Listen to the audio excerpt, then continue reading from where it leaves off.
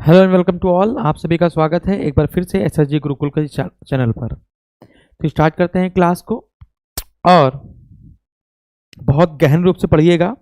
मैं चाहता हूं आपका जून में जो आईएएस का पेपर है और पीसीएस का पेपर है ये दोनों क्रैक कर सकें आप लोग, ठीक है ना। तो बिल्कुल नए सिरे से शुरुआत करेंगे जहां से पेपर फंसने की और संभावना बढ़ती है। दिल्ली सल्तनत से तो पेपर फंसता ही फंसता है, लेकिन अगर हम लोग मध्यकालीन इतिहास में देखें तो सबसे ज्यादा क्वेश्चन आपके मुगल काल से फंसने शुरू हो जाते हैं। तो उसी को लेकर जो इंपॉर्टेंट है आगे बढ़ते हैं हम लोग। तो आज का जो हम लोग का टॉपिक होगा, ठीक है, वो क्या होगा भाई? मुगल काल। आज का जो हम लोग का टॉपिक है वो क्या होगा? मुगल काल। यदि हम लोग सिविल की बात करें, समझिएगा, यदि हम लोग वनडे एग्जाम को छोड़ दें और सिर्फ अगर हम सिविल की बात करें तो सिविल में आपकी मॉडर्न हिस्ट्री सबसे ज्यादा पेपर में आती है, मॉडर्न हिस्ट्री, ठीक है ना।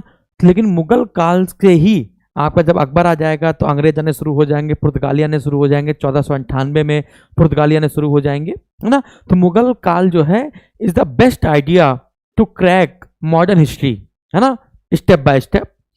तो मुगल काल स्टार्ट करते हैं आप लोग। समझिएगा, काफी आज डीप नॉलेज आपको देने वाले हैं। ये जो मुगल शब्द है ये मंगोल है, समझिएगा। ये जो मुगल शब्द है ये एक्चुअली में एक मंगोलिया का शब्द है, मंगोलिया, क्लियर है। तो मुगल मंगोल का एक शब्द है, लेकिन जो मुगल काल के लोग हैं ये अपने आप को तैमूरिया कहते थे। क्या कहते थे भाई? तैमूरिया। तो मुगल काल के लोग अपने आप को तैमूरिया के नाम से पुकारना ज्यादा अच्छा समझते थे, क्योंकि ये तैमूरिया इसलिए कहते हैं क्योंकि मुगल के लोग जो हैं ये तैमूर के भी वंशज हैं, तैमूर के वंशज हैं, और ये लोग मंगोल के भी वंशज हैं।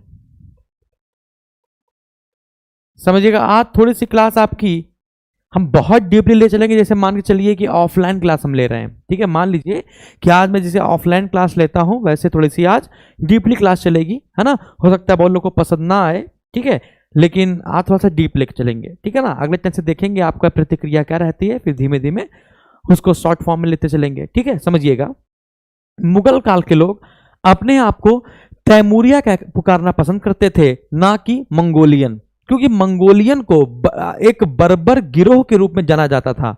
मंगोल वंश का जो नेता है चंगेज खां, जिसका असली नाम तेमुचिन था, वो जब भी किसी पर हमला करता था तो कुत्ते बिल्ली जानवरों तक को मार देता था। मतलब उसके अंदर दया भावना कोई थी नहीं, मानवता को लेकर वो शून्य प्रवृत्ति का रहता था, क्लियर है। इसलिए बाबर ने अपने को आपको खुद तैमूरिया कहकर पुकारा है। मंगोलों का उपहास करते हुए इसने मंगोलों को एक बर्बर गिरोह के रूप में कहा है कि मंगोल एक बर्बर जनजाति थी या बर्बर एक गिरोह था।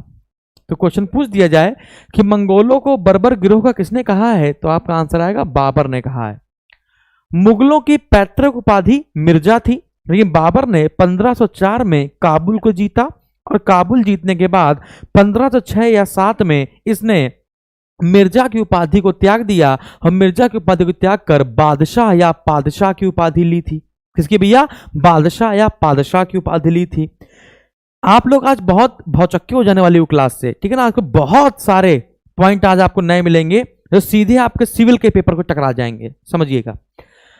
तो मैंने क्या बताया कि मुगल काल, जो मुगल शब्द है ये मंगोल का शब्द है। मुगल, मंगोल और तैमूर दोनों से मिलकर बनता है। बाबर ने अपने आप को तैमूरिया कहना पसंद किया था, ना कि मंगोलियन। बाबर ने मंगोलों का उपहास बुराई करते हुए मंगोलियाओं को बर्बर गिरोह के रूप में कहा है ना। मंगोलों की या सॉरी मुगलों की जो पैतृक उपाधि थी वो थी मिर्जा, ठीक है ना। तो इन मुगलों की जो पैतृक उपाधि थी वो क्या थी? मिर्जा। लेकिन बाबर ने 1504 में काबुल को जीता और ये उपाधियां बदल दी। बाबर ने 1504 में काबुल जीता, काबुल जीता, और इसी के बाद 1506-7 में मिर्जा उपाधि त्याग दी। मिर्जा उपाधि त्याग दी और पादशाह या बादशाह की उपाधि ली, और पादशाह या बादशाह की उपाधि ली, की उपाधि ली। अगर मैं बच्चों आपसे पूछूं, आपने बहुत जगह पढ़ा होगा, बहुत सिविल की कोचिंग करी होगी, बहुत जगह घूमे भटके होगे, हर घाट घाट का पानी पिया होगा, ठीक है ना। मैं आपसे कुछ क्वेश्चन पूछता हूं। मैं ये क्वेश्चन पूछता हूं, सबसे पहले बादशाह की उपाधि किसने ली थी, और सबसे पहले सुल्तान की उपाधि किसने ली थी, है ना। बादशाह और सुल्तान में अंतर क्या होता है?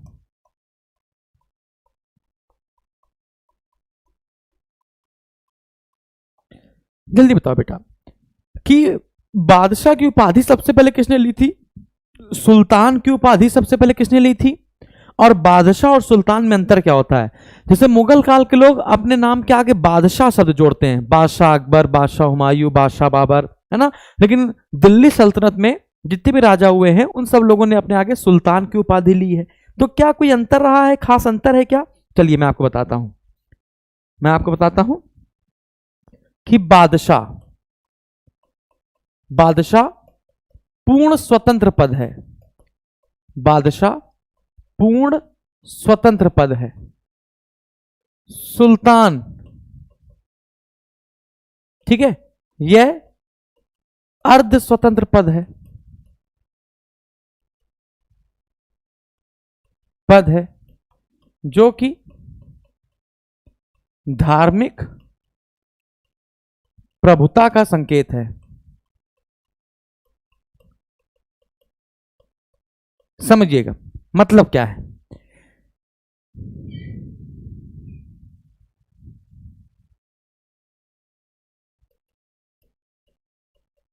समझिएगा, सुल्तान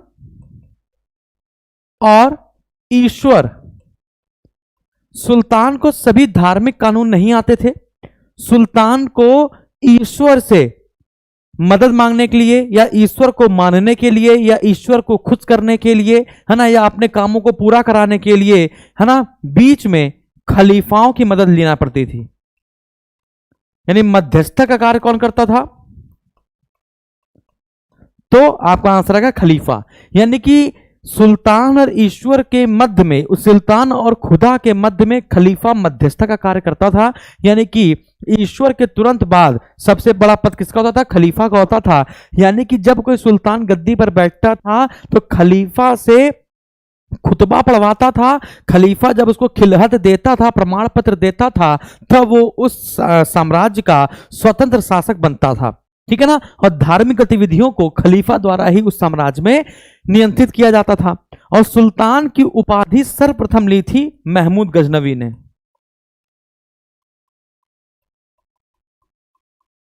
महमूद गजनवी ने।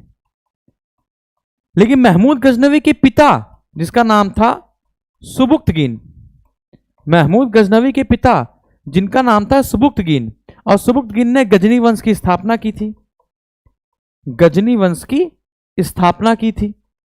यानी कि महमूद गजनवी के जो पिता थे, इन्होंने बादशाह की उपाधि ली थी, इन्होंने बादशाह की उपाधि ली थी,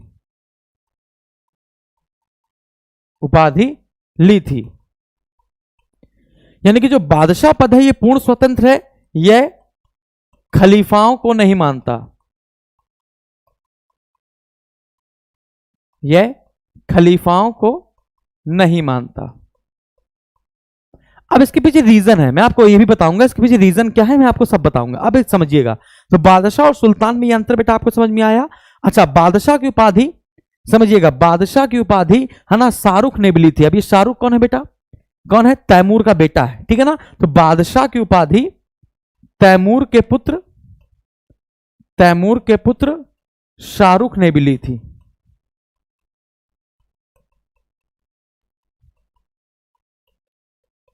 हो सकता है पेपर कठिन बना पूछ लिया जाए। ये दोनों बात आपको समझ में आई। अब मैं इसकी कहानी बता देता हूं कि बादशाह स्वतंत्र क्यों है। बादशाह के पद को अकबर के समय अबुल फजल नाम का एक व्यक्ति रहेगा, नौरत्न रहेगा।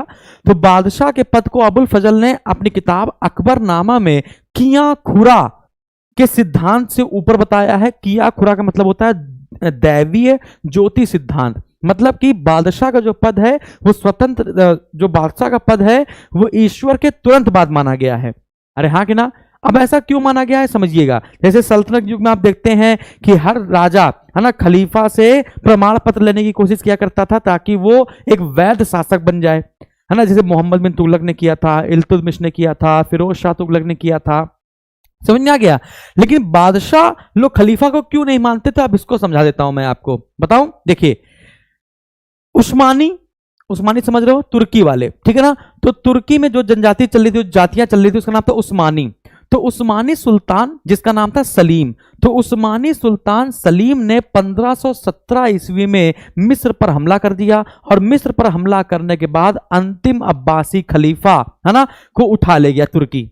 अब अंतिम अब्बासी खलीफा को जब तुर्की उठा ले गया और वहां पे कह दिया अब तुम ऐसा जीवन जियोगे, खलीफा कह दिया उसने, अब तुम ऐसा जीवन जियोगे जैसे एक सामान्य व्यक्ति जीवन जीता है।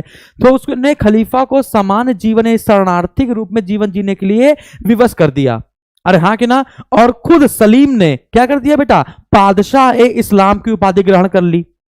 अब मतलब कि जो सलीम था, जो तुर्की था, उसने खुद अपने आप को खलीफा घोषित कर दिया। तो यदि ये लोग तुर्की के व्यक्ति को, यदि ये लोग तुर्की के व्यक्ति को सुल्तान मान लेते, या तुर्की के व्यक्ति के, है ना, तुर्की के व्यक्ति के खलीफा को, है ना, अपने ऊपर मान लेते, है ना, तो इनको उनके अंडर में काम करना पड़ता।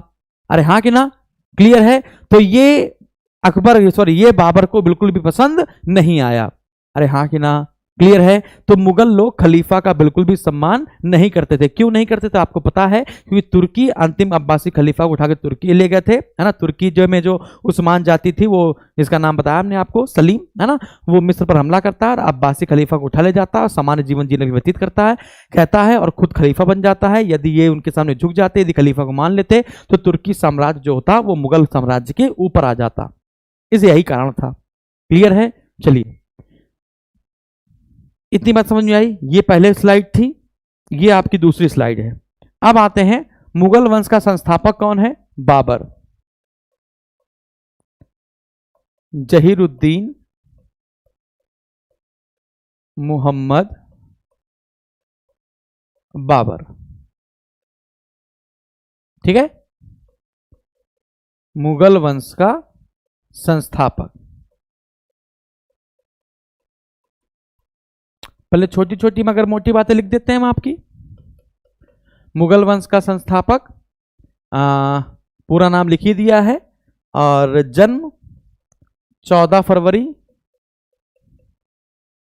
1483, वैलेंटाइन जल्द पैदा हुआ था, है ना, ट्रांसआक्सियान वाले क्षेत्र में, जिसको उस रियासत का नाम है मावरा उन नहर। क्या? मावरा उन नहर, ट्रांसआक्सियान मावरा उन नहर, या फिर आप कह सकते हो गांव का नाम है फरगना, रियासत का नाम क्या है? फरगना। जन्म हो गया, पिता व माता उमर शेख मिर्जा, उमर शेख मिर्जा, और उमर शेख मिर्जा जो थे ये तैमूर वंश के थे। माता कुतुलुग निगार खानम, माता कुतुलुग निगार खानम, ये चंगेज वंश की थी, ये चंगेज वंश की थी। अब मम्मी का नाम कुतलुग निगार खानम, तो कुतलुग निगार खानम के पापा का नाम था यूनुस खान और दौलत बेगम। क्या नाम था भैया? यूनुस खान और दौलत बेगम। एक बात समझिएगा कि इसके नानी नाना हुए ना, बाबर के नानी नाना लिख देते हैं, नानी नाना, नानी नाना। तो नानी नाना का नाम क्या हो जाएगा? देखो बेटा, एहसान दौलत बेगम जो थी वो नानी थी, लेकिन आइंसा दौलत बेगम जो थी वो दादी थी, दोनों अलग अलग हैं। ठीक है ना? यूनुस खान और एहसान दौलत बेगम।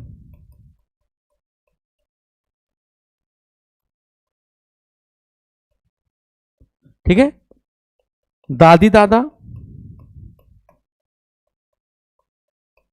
दादी, दादा, दादी तक मैं समझ रहा हूं। उमर शेख मिर्जा के पापा की बात कर रहे हैं, अबू सैद मिर्जा और दौलत बेगम।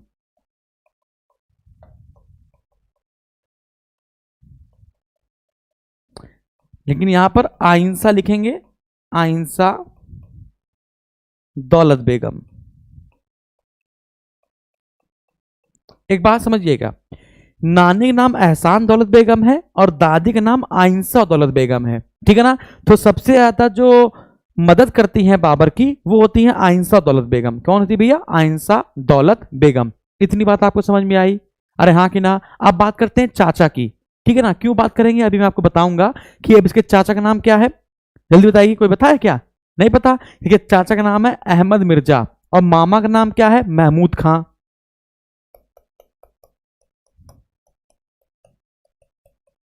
अब आप सोच रहे हो सर इतना क्यों बता रहे हैं, अभी पता चलेगा।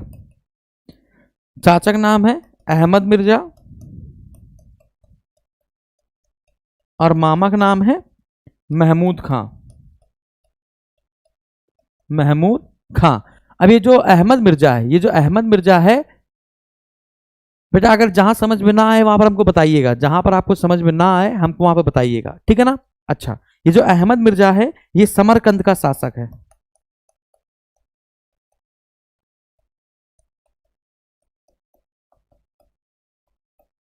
ठीक है। और महमूद खां इसका मामा है। क्या आपको यहां तक बात समझ में आई? यदि आपको यहां तक बात समझ में आए तो यस सर बोलो कि यस सर हमको यहां तक बात समझ में आई, ठीक है ना।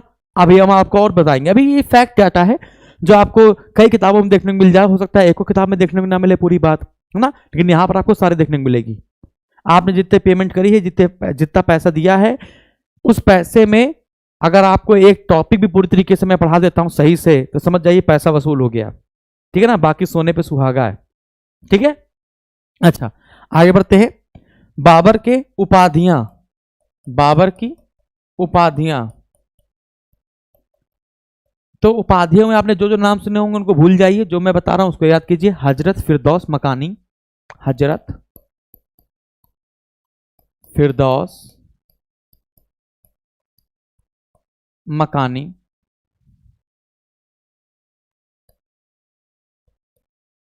मकानी, खकान, कलंदर। ये जो कलंदर है ये इतनी बार पूछा गया है, दमादम मस्त कलंदर, सुना नहीं सुना है? अच्छा, गाजी।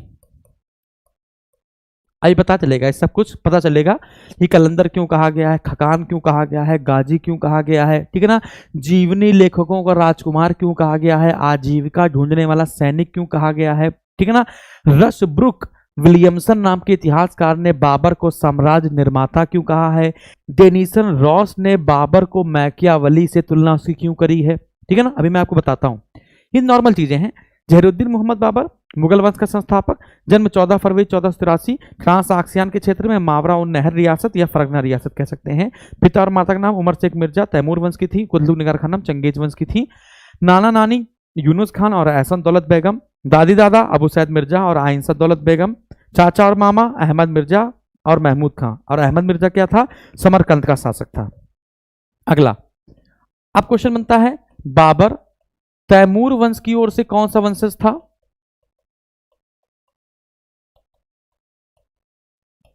है ना। और चंगेज वंश की ओर से कौन सा वंशज था? या मंगोल वंश की ओर से कौन सा वंशज था? तो यहां पर आपका आएगा तैमूर वंश की ओर से 5वां वंशज था और चंगेज वंश की ओर से 14वां वंशज था, 14वां वंशज था। अन्य उपाधियां बाबर की, अभी मैंने पढ़ाना नहीं शुरू किया है यार, अभी मैं नॉर्मल चीज बता रहा हूं। उपाधियां इसकी देख लेते हैं। जीवनी लेखकों का राजकुमार, आजीविका ढूंढने वाला सैनिक, जीवनी लेखकों का राजकुमार, आजीविका ढूंढने वाला सैनिक, आजीविका ढूंढने वाला सैनिक। दो इतिहासकार याद कर लीजिए, रशब्रुक विलियमसन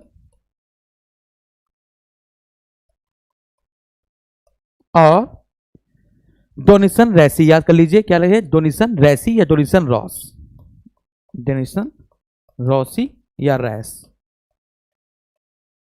रसब्रुक विलियमसन ने बाबर को साम्राज्य निर्माता कहा, बाबर को साम्राज्य निर्माता कहा।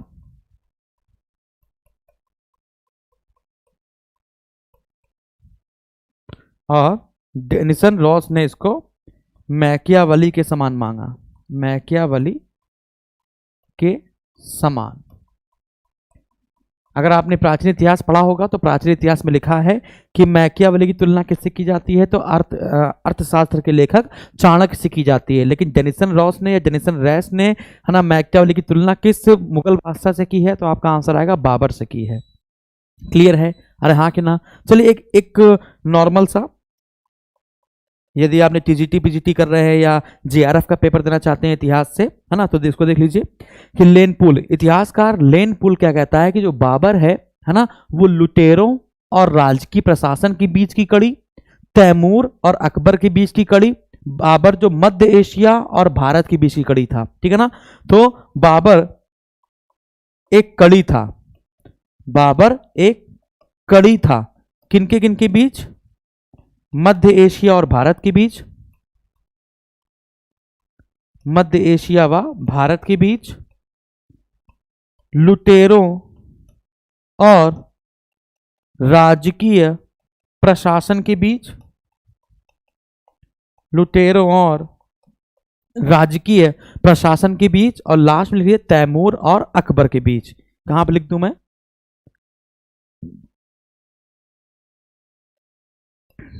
तैमूर और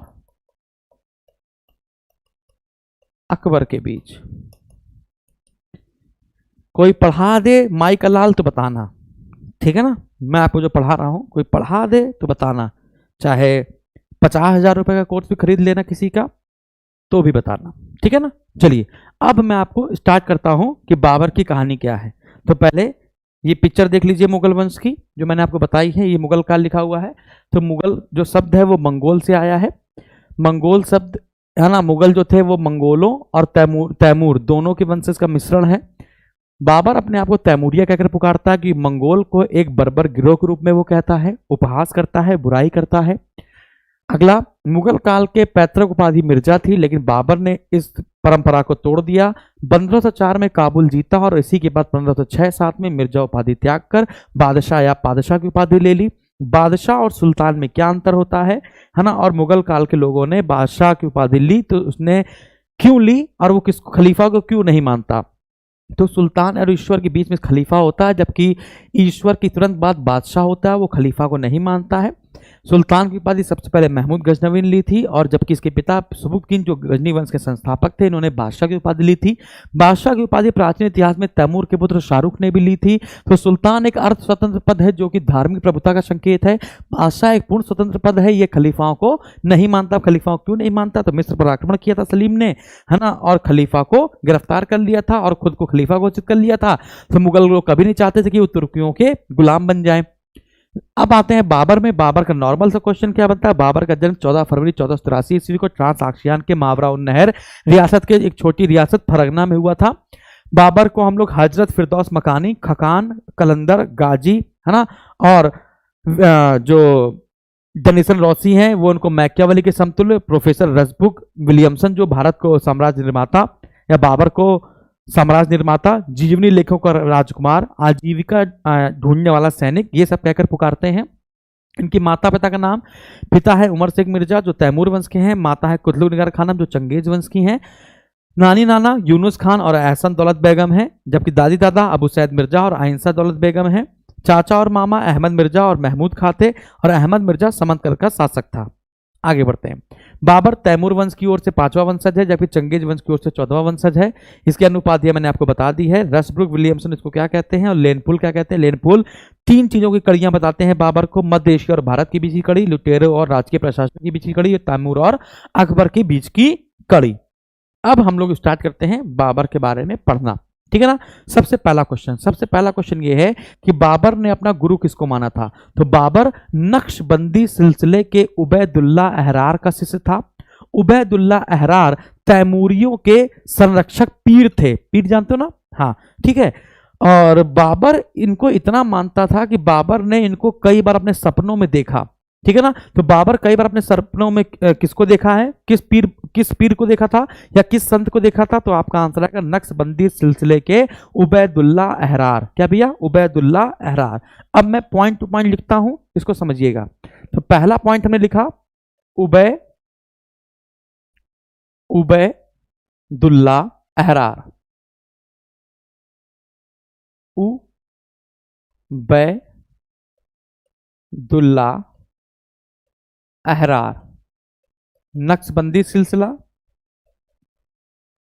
नक्शबंदी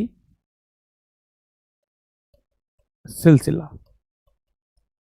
ये पहला पॉइंट आपको याद कर लेना है, एक भी पॉइंट छोड़िएगा नहीं। और इसके बाद आपको जिंदगी में कोई भी बाबर नहीं पढ़ा पाएगा, कोई भी बाबर नहीं पढ़ाएगा, इसके बाद समझ लीजिएगा, ठीक है ना। अच्छा, बाबर एशिया का पहला शासक था, पूरे एशिया का।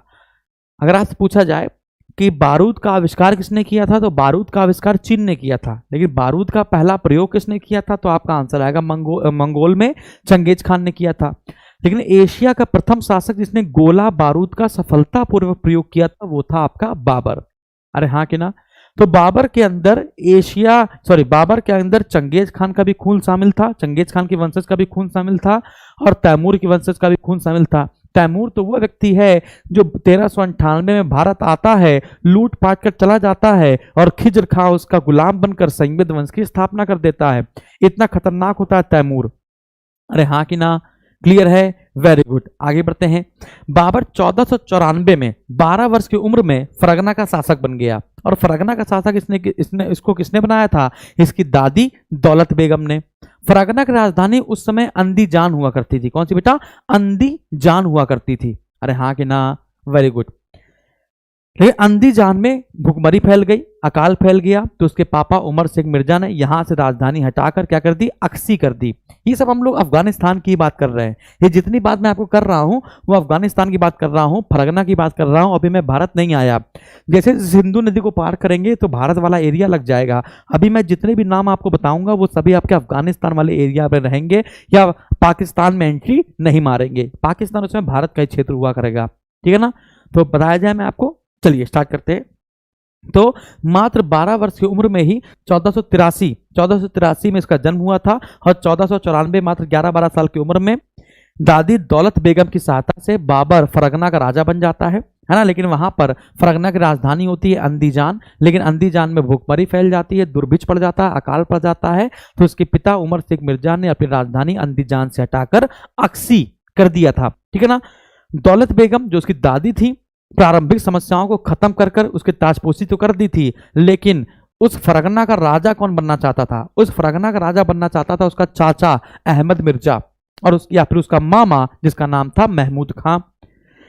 तो उसकी दादी दौलत बेगम ने ऐसा षड्यंत्र रचा कि उसके चाचा बने बाबर के चाचा कौन? अहमद मिर्जा, और उसका भाई यानी कि जो मामा होगा बाबर का, ठीक है, क्या नाम था? महमूद खां, ठीक है ना। तो महमूद खां और ये दोनों दूर रहे और फरगना का राजा बाबर को बना दिया गया।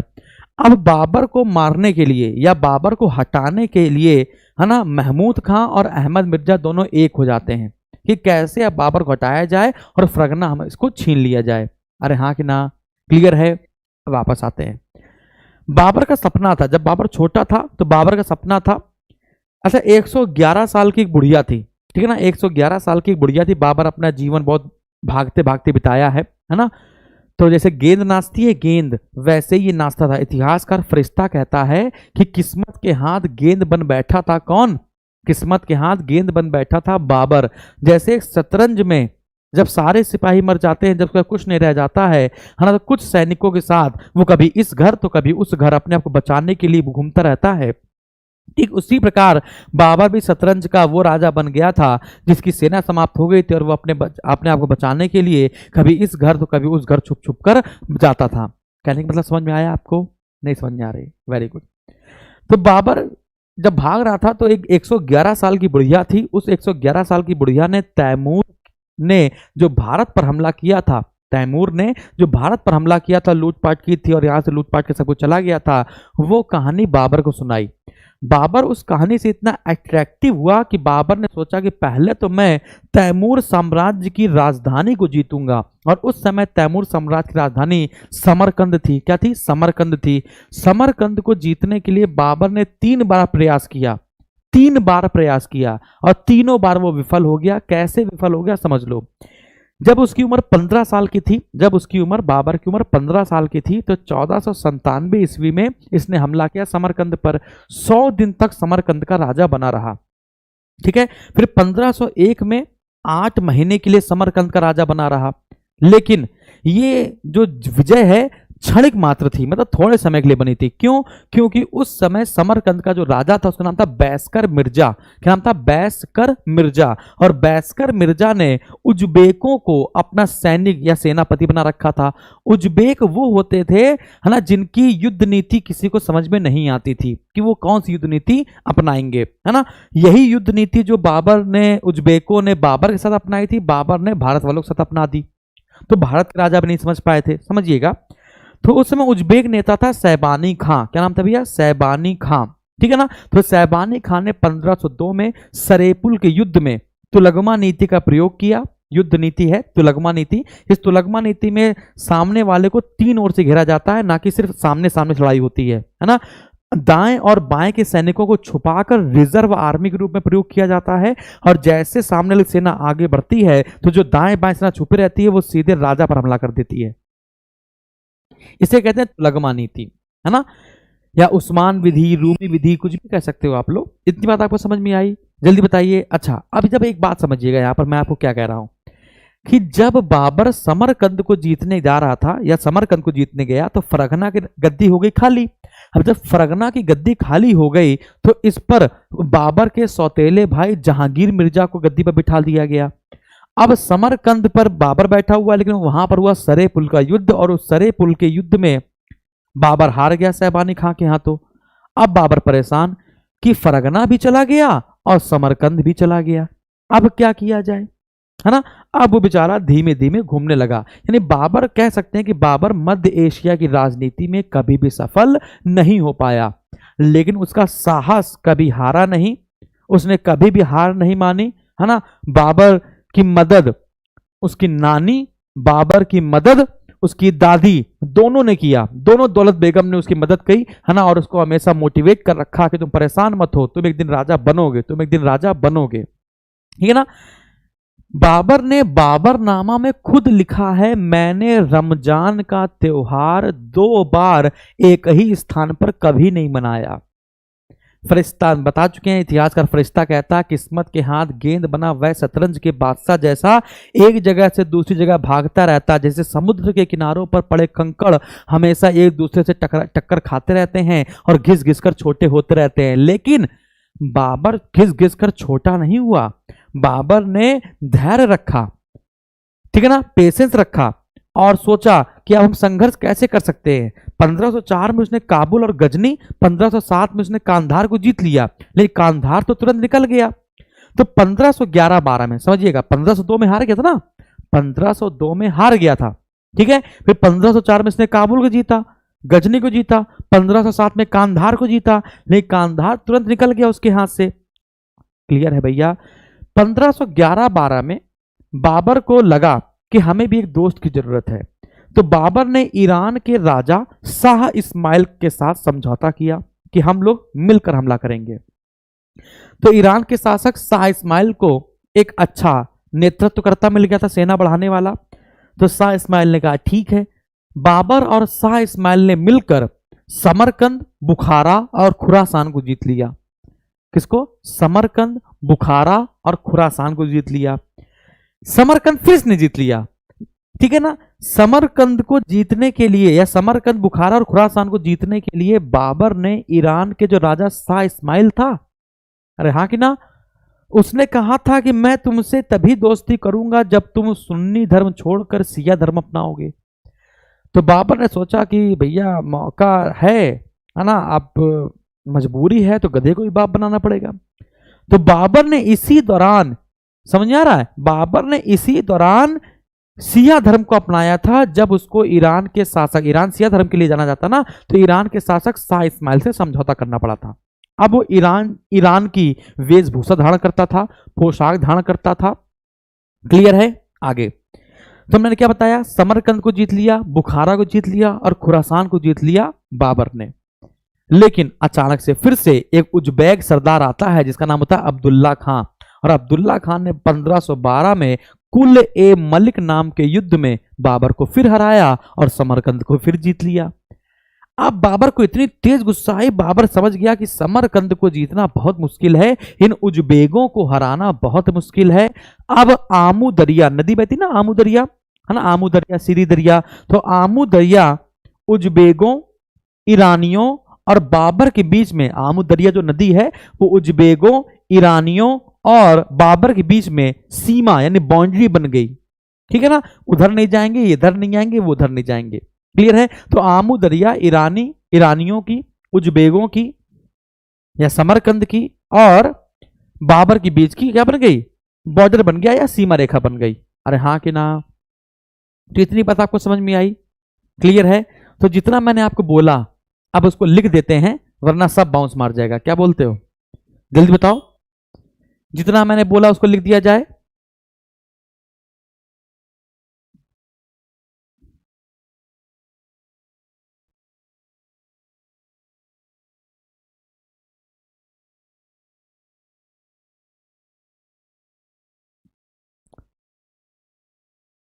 बेटा जिसकी भी क्लास शुरू में ना चला करे, है ना, वो एक बार क्या करा करे, रिपीट कर लिया करे। जैसे मान चलिए कि आप कमेंट पढ़ रहे हो कि यस सर सर आ गए, सर आ गए, जैसे बच्चे बताते हैं। यदि आपकी क्लास तुरंत स्टार्ट ना हुआ करे तो एक बार है ना ऐप को रिफ्रेश कर लिया करो, मतलब पीछे जाया करो और एक बार फिर से लाइव क्लास खोला करो और क्लिक किया करो, है ना, आपकी चल जाएगी। है ना, हो सकता है कभी कभी रिफ्रेश नहीं हो पाता आपका फोन, तो रिफ्रेश कर लिया करो, चल जाएगी बेटा।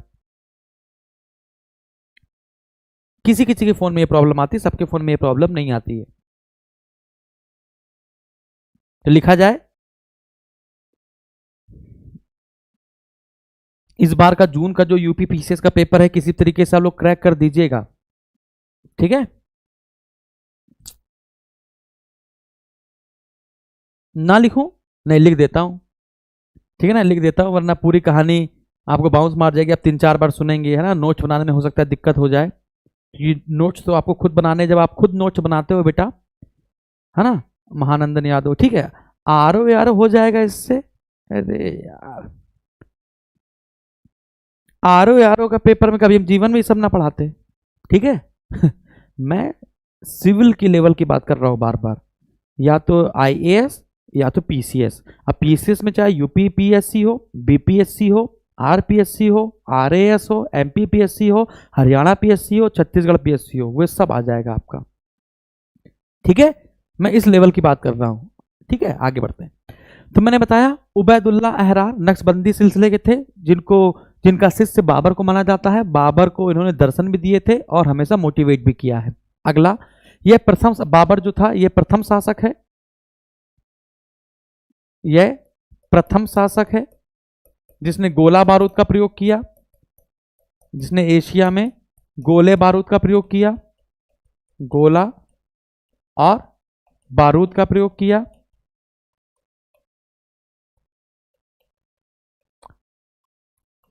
ठीक है, ये वाला पॉइंट हो गया। तीसरा पॉइंट मैंने आपको क्या बताया? तीसरा पॉइंट ये बताया कि कितने वर्ष में गद्दी पर बैठ गया?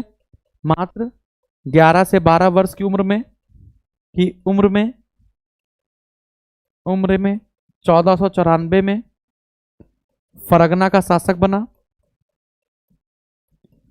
फरगना का शासक बना दादी दौलत बेगम की सहायता से, दादी दौलत बेगम की सहायता से। फरगना की राजधानी उस समय क्या थी? तो पहले राजधानी थी अंदीजान। क्या थी बेटा? अंदीजान, और बाद में बदलकर क्या कर दी गई? अक्सी। अंदीजान और बाद में बदलकर क्या कर दी गई? अक्सी। ठीक है ना, ये हो गई इसकी राजधानी। आगे बढ़ते हैं। सपना, सपना की बात की जाए, बाबर का सपना तैमूर वंश की राजधानी समरकंद को जीतना, राजधानी समरकंद को जीतना।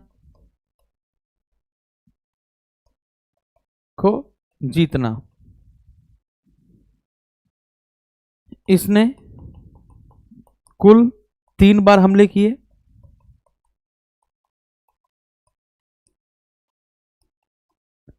इसने कुल 3 बार हमले किए, है ना।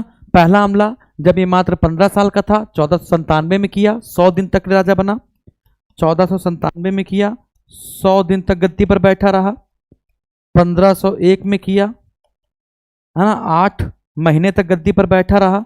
लेकिन 1502 में सर ए पुल दिखेगा ना, हाँ, सर ए पुल युद्ध में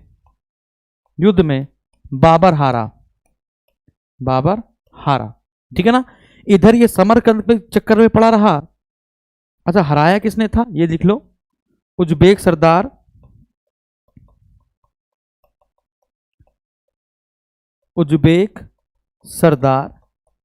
सैबानी खां, ठीक है, इसने हराया था। अगला, अब समरकंद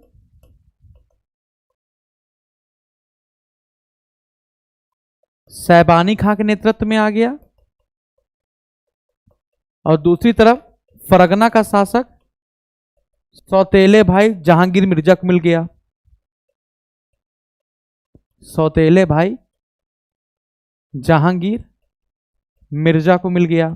ये बात आपको समझ में आई? यानी ये दोनों बातें आपको समझ में आ गई, यानी कि अब ये दर दर घूमेगा। अरे हाँ, क्लियर है, अब ये दर दर घूमेगा। अब क्वेश्चन क्या है, अब दर दर घूमेगा तो यहां पर बाबरनामा आपको याद रखनी पड़ेगी। हालांकि मैं बाबरनामा आपको बाद में पढ़ाऊंगा। नहीं, बाबरनामा में इसने क्या कहा, मैंने 2 रमजान एक ही स्थान पर कभी नहीं मनाया।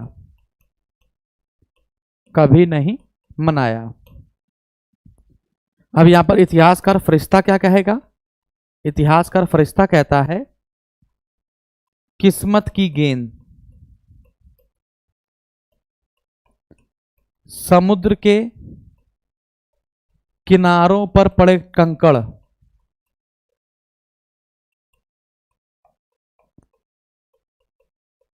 शतरंज का बादशाह, वो भी अंतिम समय वाला। ये सब कहकर किसने पुकारा है? तो ये सब कहकर आपका इतिहासकार फरिश्ता ने पुकारा है। इतनी बात क्लियर है। अब क्या करेगा, थोड़ा सा मोटिवेट होगा तो 1504 में काबुल को जीतेगा। समझिएगा, काबुल को जीतेगा, गजनी को जीतेगा। 1506 में कांधार जीतेगा, 1506 साल में कांधार जीतेगा, फिर हार जाएगा। कांधार को ये फिर हार जाएगा। फिर ईरानी राजा शाह इस्माइल से दोस्ती करेगा, समझौता। इसी दौरान यह धर्म अपनाएगा।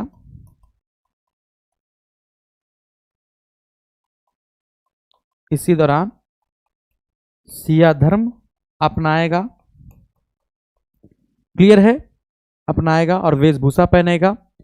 अब इसका साथ देगा तब जीतेगा खुरासान, बुखारा, समरकंद जीता। अब इस समरकंद को जीतने के फिर से उज्बेक सरदार अब्दुल्ला खां आएगा।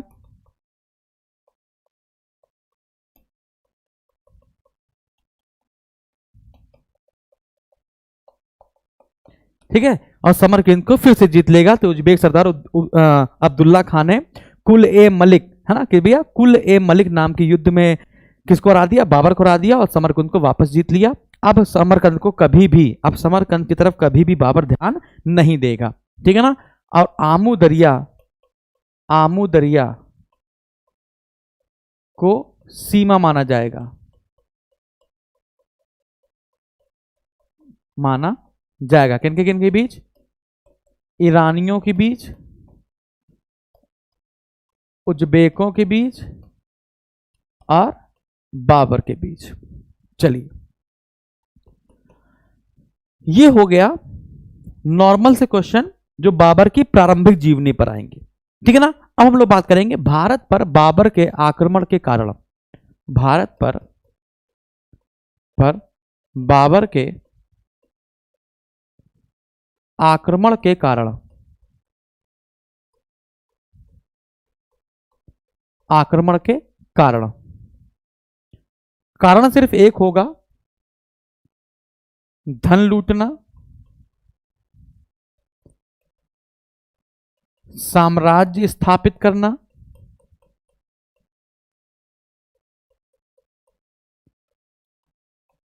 उज्बेकों से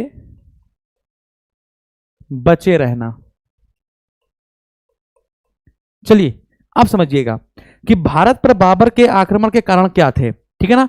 सबसे इंपॉर्टेंट कारण यह था कि बाबर जहां काबुल में रहता था, 1504 में काबुल जीता था, कांधार जीता था, गजनी जीता था, लेकिन कांधार तो हार गया था फिर से।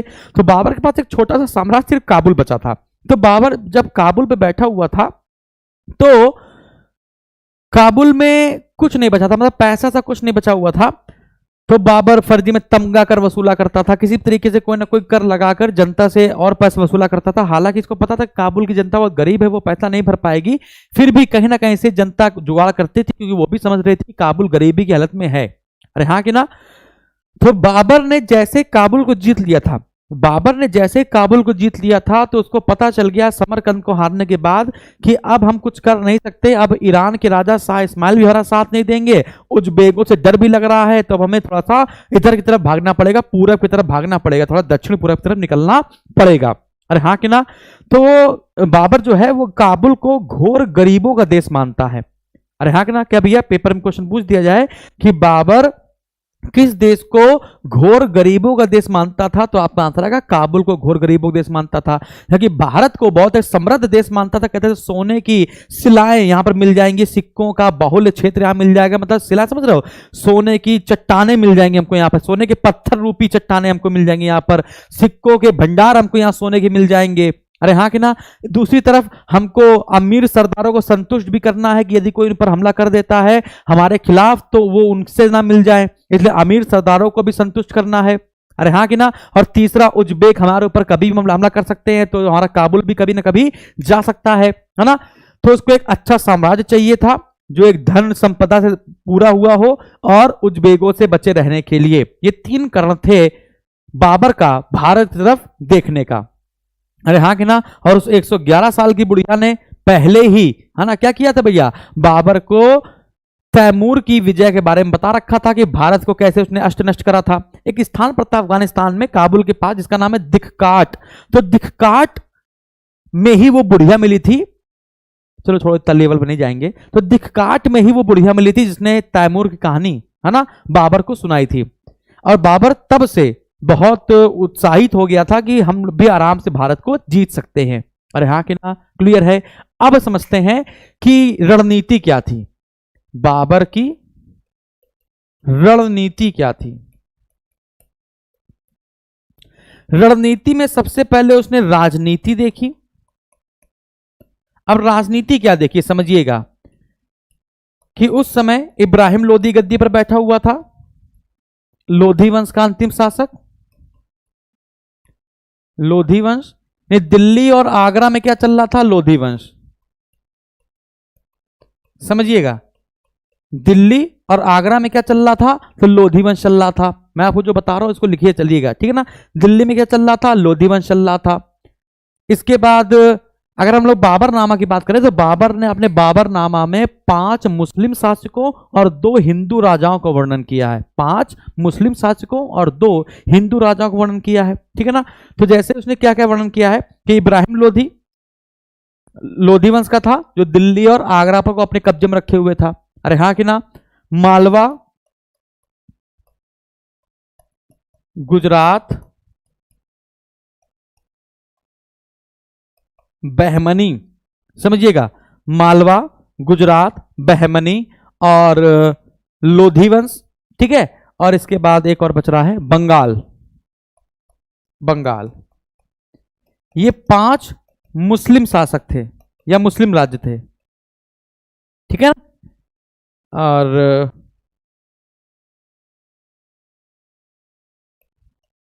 2 हिंदू राज्य कौन से थे?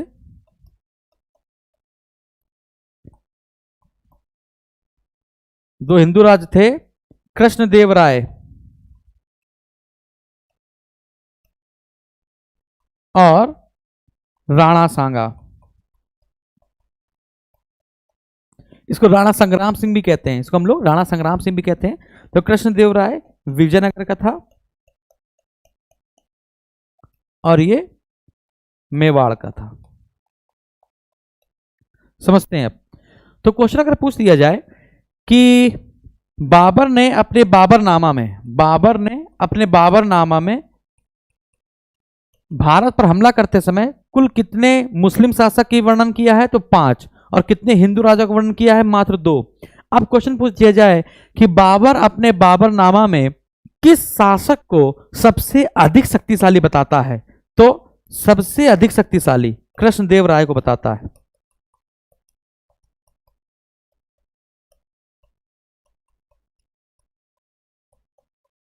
याद रखिएगा, क्वेश्चन पूछा जाए कि बाबर अपने बाबरनामा में सबसे अधिक शक्तिशाली किसको बताता है? तो विजयनगर के राजा कृष्णदेवराय को बताता है।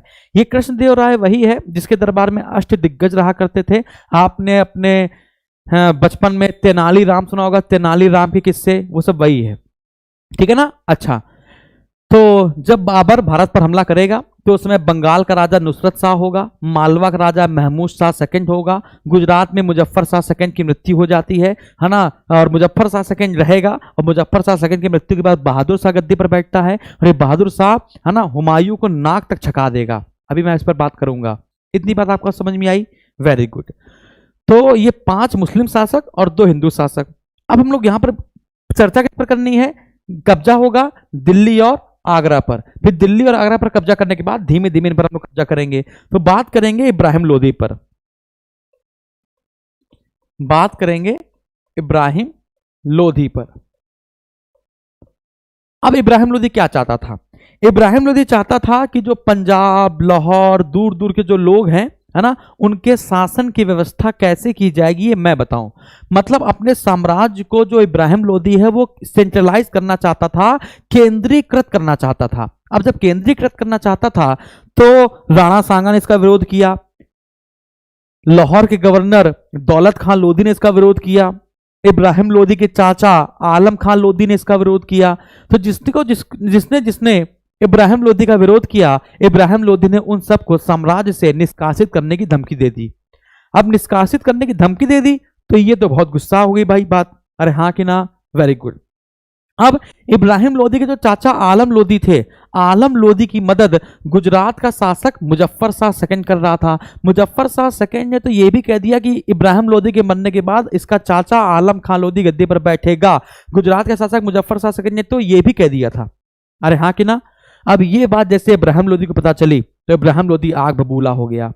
अरे हाँ कि ना? अब जैसे इब्राहिम लोदी आग बबूला हो गया तो समझिएगा मैं आपको क्या बताने जा रहा हूं। अच्छा, बात समझ में रही? ज्यादा लंबा तो नहीं जा रहा है?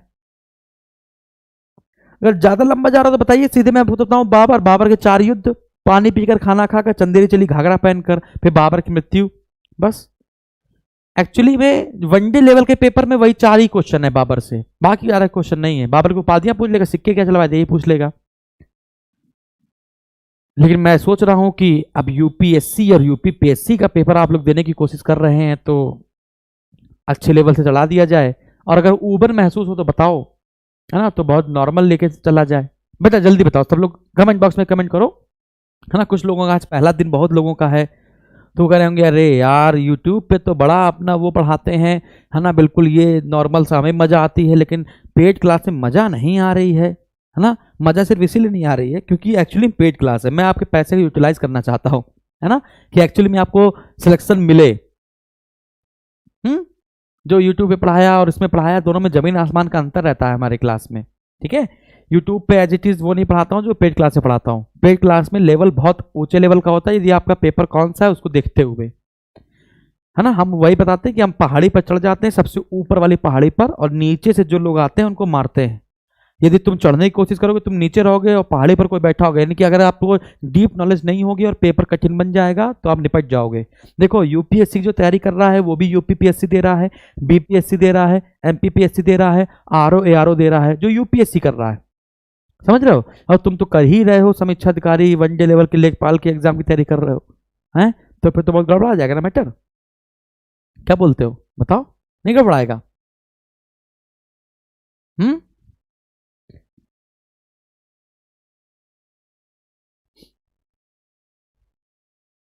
ओके, चलिए अब हम इसके आगे बताते हैं। तो पहले हमने बताया आपको क्या क्या है। तो इब्राहिम लोधी साम्राज्य को केंद्रीकृत करना चाहता था, साम्राज्य को केंद्रीकृत करना चाहता था, जिसका विरोध किया गया, जिसका विरोध किया गया। आप समझिएगा विरोध किसने किसने किया। पंजाब या लाहौर का गवर्नर, विरोध किसने किसने किया, पंजाब या लाहौर का गवर्नर जिसका नाम था दौलत खां लोधी,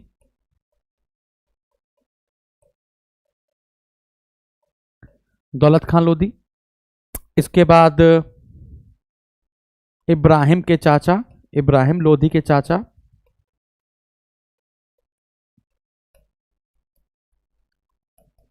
चाचा आलम खां लोधी,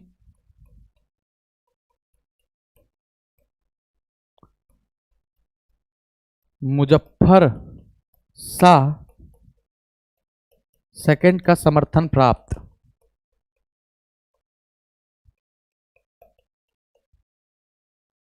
ठीक है, और कौन था, इब्राहिम लोधी के चाचा आलम खां लोधी, दौलत खां लोधी, और मेवाड़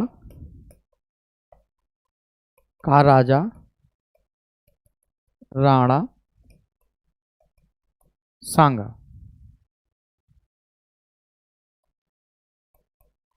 ठीक है, ये बात। तो अब क्या हुआ, इन तीनों ने सोचा कि इसको कैसे हटाया जाए। तो दौलत खां लोधी ने अपने पुत्र दिलावर खां लोधी, दिलावर खां लोधी को बाबर के पास भेजा, को बाबर के पास भेजा। भेजा क्या लिखा था उसमें, उस पत्र में लिखा था कि हम चाहते हैं कि बाबर तुम भारत में प्रवेश करो, इब्राहिम लोधी को आप पदस्थ करो, उसको युद्ध में हराओ और हम लोगों को गद्दी दिलाओ। ठीक है ना। जैसे उसने ये कहा कि हमको मतलब आलम खां लोधी को, समझिएगा। तो दौलत खां लोधी ने अपने पुत्र दिलावर खां लोधी के साथ एक शिष्टमंडल भेजा काबुल, और ये शिष्टमंडल काबुल गया, और काबुल में बाबर ने पत्र में क्या पढ़ा, ये पढ़ा कि आप भारत में प्रवेश कीजिए, इसको हराइए, हटाइए और आलम खां लोधी को गद्दी पर बिठाइए। तो बाबर खुश हुआ और बाबर को मौका मिल गया भारत में प्रवेश करने का।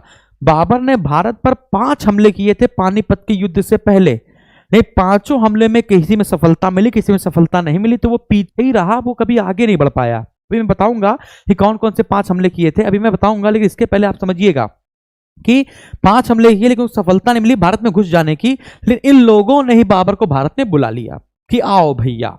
अब बाबर खुश हुआ और बाबर ने दिलावर लोधी को खान खाना की उपाधि दी, खुश होकर। बात समझ रहे हो कि बाबर ने किसको, दिलावर लोधी को खान खाना की उपाधि दी। इतनी बात आपको समझ में आई। बाबर खुद कहता है जब मैं काबुल में बैठा हुआ था तो अचानक से पैगाम आता है कि राणा सांगा मिलने आ रहे हैं। बात समझ आ रही है। तो आलम खां लोधी और राणा सांगा मिलने के लिए गए थे किसके पास, बाबर के पास। ठीक है ना। तो बाबर ने सोचा ठीक है, अब बाबर अगर अचानक से हमला करने के लिए तैयार हो जाता कि ये लोग उनके पास बाबर के पास आए और बाबर ने कुछ नहीं मांगा और बाबर ने हमला कर दिया और चला गया, तो इनको भी शक होता कि बाबर हमारे लिए क्यों ऐसा काम करेगा। इसलिए बाबर ने अपना एक राजदूत जिसका नाम था मुल्ला मुर्शीद,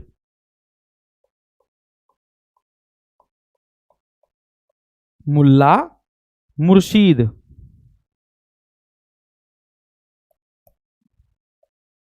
क्या हो रहा है, चलिए सुन लीजिए। तो बाबर ने अपना राजदूत मुल्ला मुर्शिद को दिल्ली भेजा और दिल्ली भेजकर उसमें जिसमें मांग की गई थी कि जो प्रदेश प्राचीन समय में तुर्कों द्वारा हड़पे गए थे, मोहम्मद गोरी के द्वारा तुर्कों द्वारा हड़पे गए थे, है ना, उसे वापस किसको दे दिया जाए, बाबर को दे दिया जाए। दौलत खान लोधी गुस्सा आ जाता है कि 2 टके का व्यक्ति हमसे कह रहा है कि हमें पुराने प्रदेश वापस कर देना जब हम तुम्हें जीत के दे दें। तो दौलत खान लोधी ने गुस्से में, है ना, मुल्ला मुर्शीद को मरवा दिया। बात समझ आ रही है, क्लियर है, बंदी बना लिया और लाहौर में ही मरवा दिया। तो बाबर ने कहा यार अब तो गुस्सा हो गया यार, हम तो मजाक कर रहे थे, ठीक है ना। तो कहा ठीक है मजाक ऐसा मत करिए, आपका जो काम है वो करिए, बदले में हम आपको इनाम देंगे। बाबर ने कहा ठीक अच्छा इनाम दे दीजिएगा, मैं हमला करने आता हूं, आप लोग मेरी मदद कीजिएगा। क्लियर है। तो इन सब लोगों ने कहा हाँ मदद करेंगे। लेकिन ऐन मौके पे अंत में राणा सांगा को सच्चाई पता चल जाती है बाबर की, कि बाबर का तो सपना ही था भारत पर हमला करना और भारत को लूटना। राणा सांगा ने ऐन टाइम पर अपनी सेना देने से मना कर दिया कि हम तुम्हें सेना नहीं दे पाएंगे। बाबर ने कहा कोई बात नहीं। लेकिन इन लोगों को यह बात समझ में नहीं आई थी कि बाबर के दिमाग में क्या चल रहा था। तो मैं आपको यहां बता रहा था, हाँ, मुल्ला मुर्शीद को दूत बनाकर भेजा, बनाकर बाबर ने भेजा और कहा कि प्राचीन तुर्क प्रदेश दे देना, दे देना, ठीक है ना। तो ये बात आपको समझ है, मुल्ला मुर्शीद को लाहौर में बंदी बना दिया गया और मार डाला गया। क्लियर है। बाबर ने फिर माफी मांगी, कहा कोई बात नहीं हम तो मजाक कर रहे थे। अब देखते हैं बाबर ने भारत पर जो 5 हमले किए, बाबर द्वारा भारत पर किए गए हमले। अब यहां समझिएगा, ये पॉइंट थोड़ा सा अजीब है। बाबर अपने किताब बाबरनामा में खुद लिखता है कि मैंने अपना पहला हमला 1505 में नीगनहार में किया था। नीगनहार उस समय पाकिस्तान के जलालाबाद को कहा जाता था, नीगनहार, ठीक है ना। तो अबुल फजल ने भी उसी नीगनहार के हमले को, जलालाबाद के हमले को प्रथम हमला माना था। लेकिन आगे चलकर जो आधुनिक इतिहासकार आते हैं, जैसे फरिश्ता, जो फरिश्ता इतिहासकार होता है, वो कहता है कि नहीं ये पहला हमला नहीं था और जलालाबाद तो पहले से ही बाबर के अधीन में हो गया था, ठीक है ना। तो कुछ इतिहासकार 1519 में किया गया बाजौर और भेरा के हमले को, है ना, बाबर का पहला हमला मानते हैं, जिसे भारत का प्रवेश द्वार कहा जाता है उत्तर पश्चिमी का। बाजौर और भेरा, बाजौर और भेरा, उस समय बाजौर और भेरा पे, है ना, यूसुफ फजई जनजातियों का निवास हुआ करता था, या यूसुफ फजई जातियों का निवास हुआ करता था।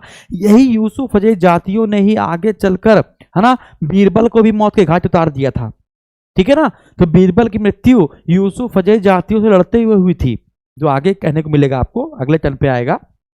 तो यहां पर हम लोग लेके चलते हैं 1505 में, 1505, ठीक है ना। अभी समझ जाएगा मैं क्या कह रहा हूं। 1505 तो अबुल फजल और बाबरनामा के अनुसार यही इसका पहला हमला माना जाएगा। किस पर? जलालाबाद पर, नीगनहार पर, ठीक है। फिर दूसरा हमला 1519 में बाजौर और भेरा पर, भारत का प्रवेश द्वार।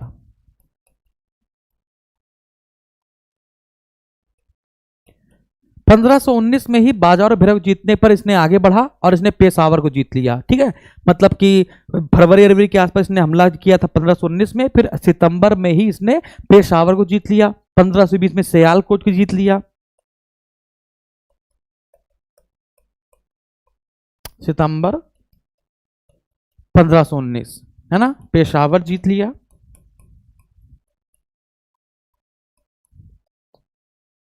चौथा 1520 सियालकोट जीत लिया। सियालकोट को भी उस समय भारत का एक प्रवेश द्वार ही माना जाता था, याद रखिएगा, ठीक है ना। फिर 1524 में इसने लाहौर और दीपालपुर को जीत लिया। 1524 में लाहौर और दीपालपुर को जीत लिया। अब क्वेश्चन अगर आपसे पूछ लिया जाए कि बाबर ने पानीपत के युद्ध से पहले, अगर क्वेश्चन पूछ दिया जाए कि बाबर ने पानीपत के युद्ध से पहले भारत पर कुल कितने हमले किए थे, तो 5 हमले किए थे। यदि इसको मिला लिया जाए, यदि इसको नहीं मिलाते हो, है ना, बाबर नामा के अनुसार पूछा जाए तो 5 हो जाएंगे, अबुल फजल के हिसाब से पूछा जाए, है ना, तो 5 हो जाएंगे, है ना। यदि नॉर्मल पूछ दिया जाए, आधुनिक इतिहासकारों के हिसाब से पूछ दिया जाए तो 4 हो जाएंगे, जैसा भी आप देख पाए, ठीक है ना। अच्छा, अब सबसे इंपॉर्टेंट आते हैं पानीपत का प्रथम युद्ध।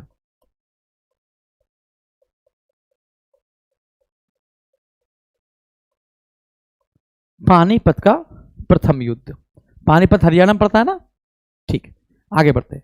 अब पानीपत के प्रथम युद्ध 21 अप्रैल 1526 को में हुआ। एक तरफ बाबर और एक तरफ इब्राहिम लोदी। आपको तो पता ही है कि बाबर ने तुलगमा नीति का प्रयोग किया था, जिसको उस्मानी विधि या रूमी विधि के नाम से भी जानते हैं, या उज्बेक प्रणाली के नाम से भी जानते हैं, है ना, या ऑटोमन अंपायर नीति के नाम से भी जानते हैं। तो उसने अपने दाएं बाएं रिजर्व आर्मी रखी जो दिख नहीं रही थी। लड़ाई हुई, जब उनकी सामने सेना आगे बढ़ी तो इधर सेना वो राजा की तरफ बढ़ी और उसको मार गिराया। बात समझ आ रही है, क्लियर है। तो तुलगमा नीति का प्रयोग किया था। अच्छा, उस्मानी विधि या रूमी विधि क्या थी? ये तोप सजाने की विधि थी। क्या थी भैया? तोपें सजाने की विधि थी। इसने अपनी सारी तोपें पहले नहीं दिखाई थी, जमीन के अंदर लगा रखी थी। बात समझ आ रही है। और जैसे सैनिक आगे आए वैसे इसने तोप खाने का प्रयोग किया। इसके प्रसिद्ध तोपची उस्ताद अली और मुस्तफा हुआ करते थे। उस्ताद अली और मुस्तफा हुआ करते थे।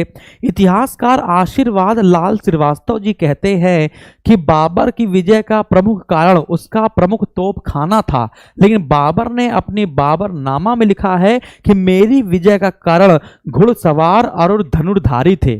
घुड़सवार और धनुर्धारी थे। इतनी बात आपको समझ में आई? क्लियर है। अच्छा, माना जाता है कि बाबर ने इसमें कुछ चलने वाली गाड़ियां, जिसे आपने देखा भल्लाल दे बाहुबली में देखा होगा, चक्र चल रहा था आगे चलकर, है ना। तो कहा जाता है कि बाबर ने इसमें 1200 गतिशील गाड़ियों का प्रयोग किया था। 1200 गतिशील गाड़ियों का प्रयोग किया था। कुछ लोग 700 कहते हैं, है ना। और बाबर कहता है मेरे पास सिर्फ 12,000 सैनिक थे। समझिएगा, बाबर कहता है मेरे पास सिर्फ 12,000 सैनिक थे और इब्राहिम लोदी के पास 1,00,000 सैनिक थे। यदि मैंने उज्बेकों से हार हार के उनकी उज्बेक पद्धति ना अपनाई होती तो हमारा समूल विनाश हो गया होता, ठीक है ना। लेकिन मेरे घुड़सवार और धनुर्धारी बहुत अच्छे थे। लेकिन बाकी सब लोग जानते हैं इसने तोप खाने की वजह से ही क्या किया था भैया? जीत हासिल करी थी। अब क्वेश्चन क्या बनता है कि जब इब्राहिम लोधी और बाबर के बीच युद्ध हुआ था तो इब्राहिम लोधी का साथ किस भारतीय राजा ने दिया था? तो आपका आंसर आएगा ग्वालियर के राजा विक्रमजीत ने। ग्वालियर के राजा विक्रमजीत ने। हालांकि पानीपत के प्रथम युद्ध में ही ग्वालियर राजा विक्रमजीत की क्या हो गई थी? मृत्यु हो गई थी। ये ग्वालियर राजा विक्रमजीत वही है बेटा, है ना, जिससे बाबर के बेटे हुमायूं ने कोहिनूर का हीरा छीन लिया था और बाबर को उपहार में दिया था। नहीं, बाबर ने हुमायूं से वो कोहिनूर का हीरा नहीं लिया, वापस हुमायूं को ही उपहार में दे दिया था। यही खुन्नस थी कि ग्वालियर राजा विक्रमजीत सिंह ने इब्राहिम लोधी का साथ दिया था बाबर को हराने के लिए। इतनी बात आपको समझ में आई? जल्दी बताइए। Very good. इब्राहिम लोधी दिल्ली सल्तनत का एकमात्र सुल्तान था जो रणभूमि में मारा गया था। क्लियर है? जो अपनी रणभूमि में मारा गया था। बाबर ने इब्राहिम लोधी की कब्र या मकबरा वहीं पर पानीपत में ही ईंटों से बनवा दिया था। बाबर जीता और जब बाबर को पता चल गया वो जीत गया है तो बाबर का सबसे पहले स्टेटमेंट यही था कि काबुल की गरीबी अब मेरे लिए नहीं, या काबुल की गरीबी अब हमारे लिए नहीं है। जैसे वो युद्ध जीत गया वैसे उसने काबुल में चल रहे फर्जी करों को हटा दिया। तमगा कर हटा दिया, आयात निर्यात कर पर जो कर लगा हुआ था उसको हटा दिया, है ना। और जीत की खुशी मनाने के लिए वो मजारे गया, जैसे निजामुद्दीन औलिया की मजार गया, बख्तियार काकी की दरगाह पर गया, है ना। और दिल्ली की तुगलकाबाद में इसने अपना कैंप बनाया सैनिकों को खुश करने के लिए, हाँ कि ना। दिल्ली का दीवान दोस्त बेग को बनाया, वली किजील को अपना सिकदार बनाया, दिल्ली में अपने नाम का खुतबा पढ़वाया, काबुल के प्रत्येक व्यक्ति को इसने एक एक चांदी का सिक्का दिया, जिसको शाहरुख के नाम से जाना जाता था। और शाहरुख कौन था? तैमूर का पुत्र था, मैंने आपको बताया था, ठीक है ना। तो बाबर ने 2 सिक्के चलवाए थे, एक बाबरी सिक्का इसने कांधार में बंटवाया था, और शाहरुख इसने ये सिक्का काबुल में बंटवाया था इसको जीतने के बाद। तो लोग खुश हुए, काबुल के लोग, और काबुल के लोग खुश होकर बाबर को कलंदर की उपाधि देते हैं। कलंदर मतलब होता है उदार व्यक्ति। क्या होता है भैया? उदार व्यक्ति। इतनी बात आपको समझ में आई? जल्दी बताइए, यहां तक आपको बात समझ में आई?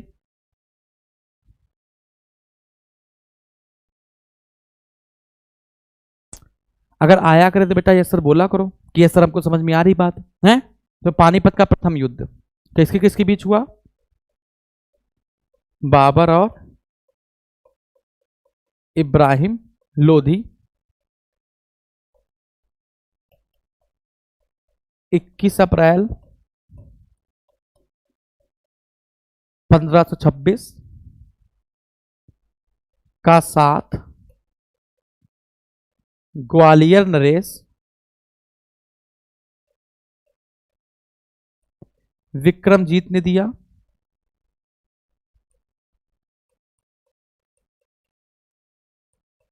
ठीक है, और युद्ध में मारा गया।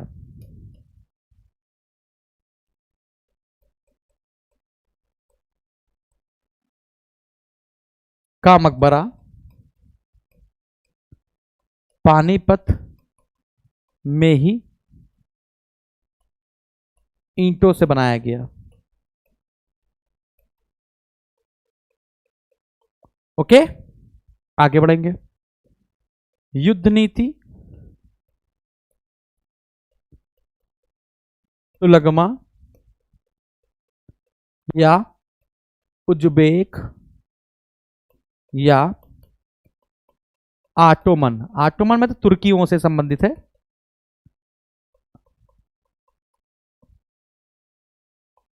तोप नीति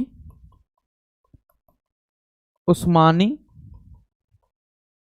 या रूमी विधि। तोपची उस्ताद अली और मुस्तफा। बंदूक चलाना सीखा था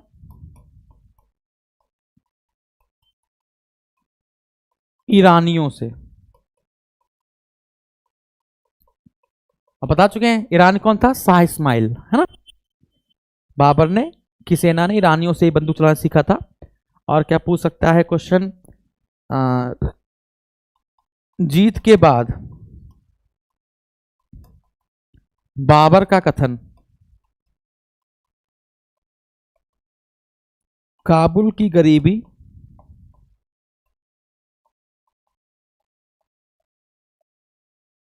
अब नहीं। ठीक है, चलो अगला। जीत के बाद कहां कहा गया?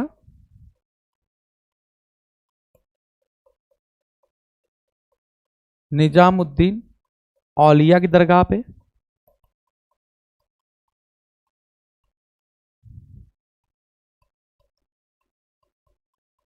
और एक और बताया था शेख कुतुबुद्दीन बख्तियार काकी की दरगाह पे। अरे भाई कुतुबुद्दीन ऐबक कुतुब मीनार इन्हीं के नाम पर तो बना है।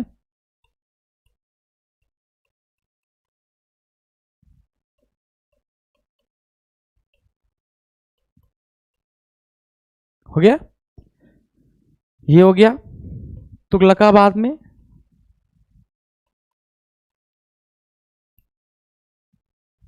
कैंप लगाया, सैनिक शिविर लगाया।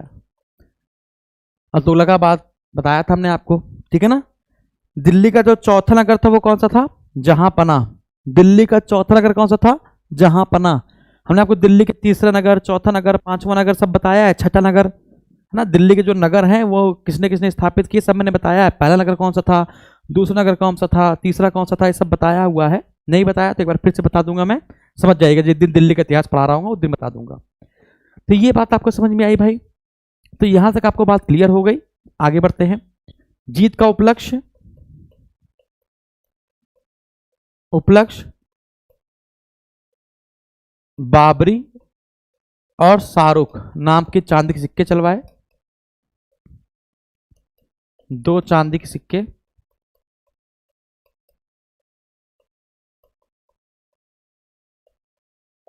बाबरी कांधार में चलवाया और शाहरुख काबुल में। काबुल के लोगों ने इसी दौरान इसे कलंदर की उपाधि दी।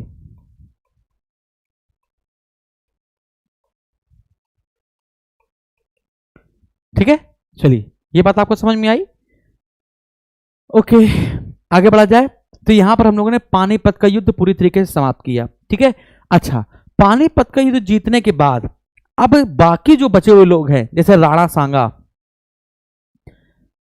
जैसे आलम खान लोधी, महमूद लोधी, अब इनको ये तो पता चल गया कि अरे बाप रे बाप, गलती हो गई भाई, ब्लंडर हो गया, ब्लंडर, है ना, कि हमने बाबर को बुला लिया, बाबर ऐसा करेगा, हमें तो पता ही नहीं था।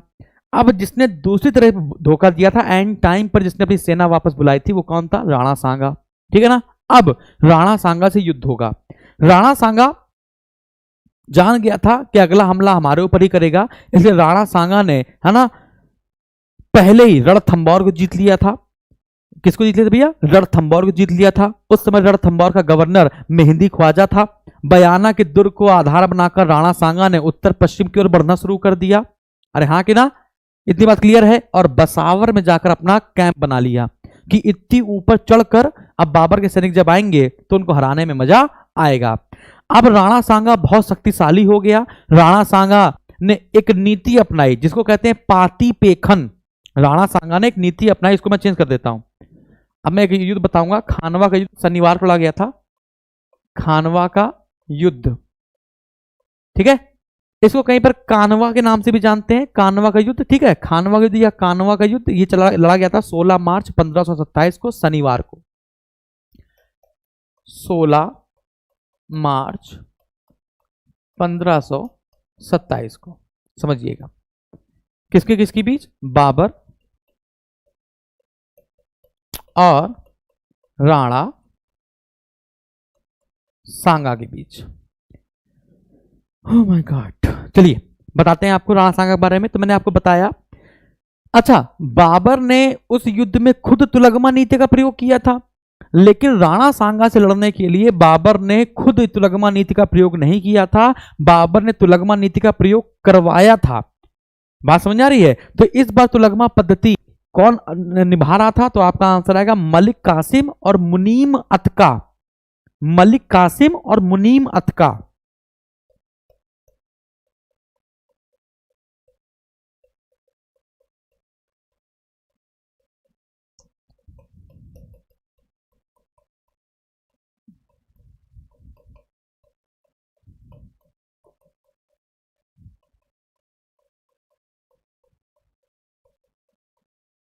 समझिएगा। इसके पहले हमने क्या बताया? खानवा के युद्ध से पहले राणा सांगा ने, खानवा के युद्ध से पहले राणा सांगा ने रणथंभौर को जीता, रणथंभौर को जीता और वहां के गवर्नर मेहंदी ख्वाजा को हराया। मेहंदी ख्वाजा को हराया। बयाना को जीता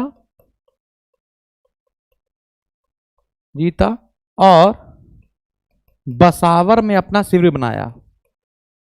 बसावर की ऊंचाइयों पर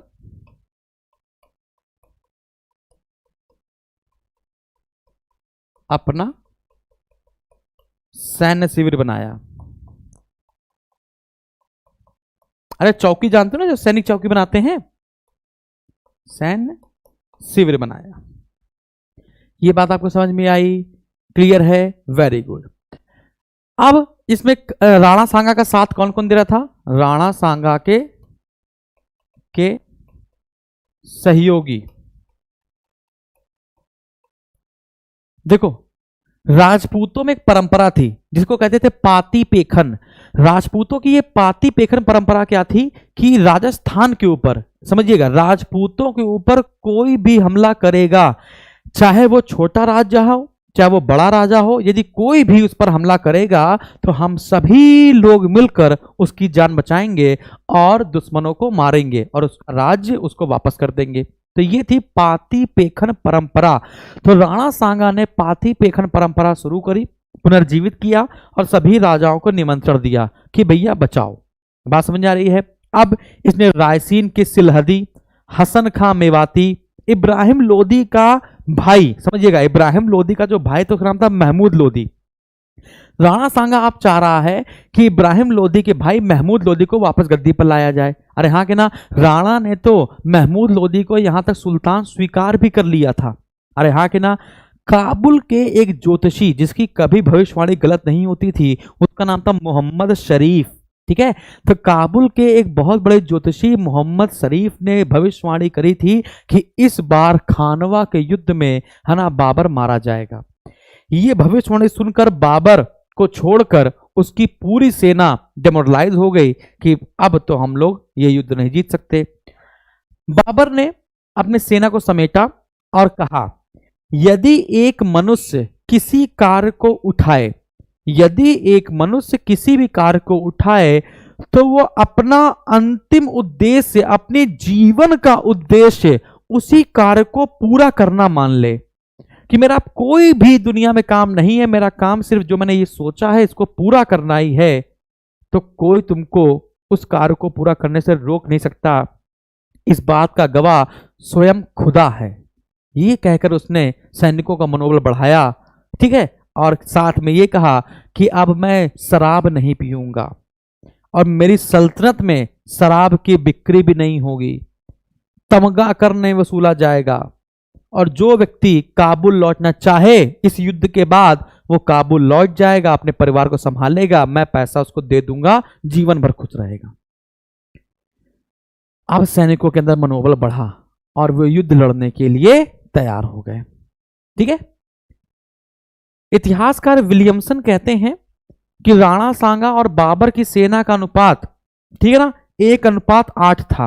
मतलब बाबर की सेना कम थी, राणा सांगा की सेना ज्यादा थी। एक सैनिक पर 8 सैनिक थे राणा सांगा के पास। जबकि इतिहासकार आशीर्वाद लाल श्रीवास्तव जी बताते हैं कि सेना का अनुपात 1:2 था। लगातार 20 घंटे तक यह खानवा का युद्ध चला। ठीक है, लगातार 20 घंटे तक यह खानवा का युद्ध चला। युद्ध में राणा सांगा घायल हो गया। झाला अज्जा ने राणा सांगा को भेज दिया और खुद राणा सांगा बनकर लड़ने लगा। उसने राज चिन्ह भी धारण कर लिया उतरवा कर राणा सांगा का, और धीमे से जो राणा सांगा है वो घायल अवस्था में निकले। राणा सांगा को आमेर के शासक, यानी आमेर जिसको जयपुर कहते हो वर्तमान में, आमेर के राजा पृथ्वीराज कछवाहा और जोधपुर के सेनापति जिनका नाम था मालदेव, उसने राणा सांगा को बचाया। बात समझ में आ रही है? ये देखकर कि राणा सांगा भाग गया है, बाबर को इतनी तेज क्रोध आया कि बाबर ने सभी राजपूतों की गर्दन कटवा दी। और राजपूतों की गर्दन कटवाने के बाद, अच्छा, हसन खां मेवाती इसी खानवा युद्ध में मारा गया था। अरे हाँ कि ना, क्लियर है? वीरगति को प्राप्त हो गया था, मारा नहीं गया था, वीरगति को प्राप्त हो गया। राजपूतों की बात कर रहे हैं हम लोग यहाँ पर, ठीक है ना। तो ये खानवा के युद्ध में क्या किया, बाबर ने सभी राजपूतों की गर्दन कटवा दी और गर्दन कटवा कर, है ना, धड़ अलग फिकवा दिया और गर्दन अलग फिकवा दी। क्लियर है भाई? इतनी बात आपको समझ में आई? Very good. चलिए, तो अब हम लोग किस पर बात करेंगे? बाबर खानवा के युद्ध हो गया, आप बात करेंगे चंदेरी के युद्ध के बारे में। तो राणा सांगा के सहयोगी मैं बोल दे रहा हूं, ऐसे ओरली लिख लीजिए, मैं बोल दूं, लिख लीजिए भैया। हसन खां मेवाती, रायसीन का सिलहदी,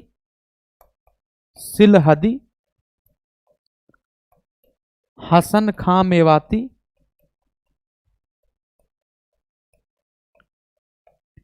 इब्राहिम लोदी का भाई महमूद लोदी,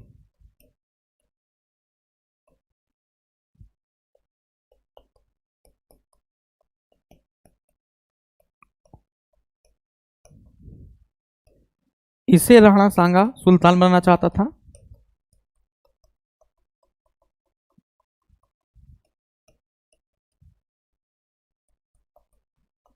सुल्तान बनाना चाहता था।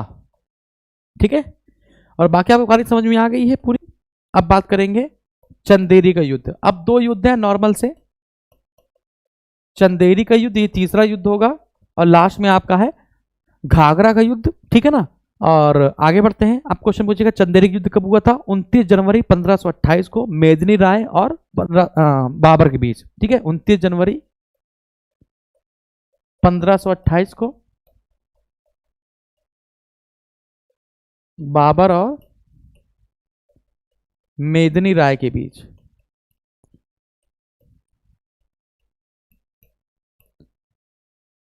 राजपूतों की गर्दन कटवाकर मीनार बनवा दी थी।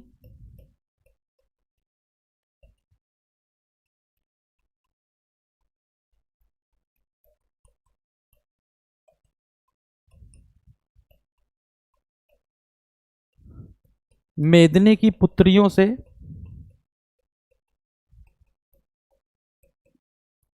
अपने पुत्रों का विवाह करा दिया था।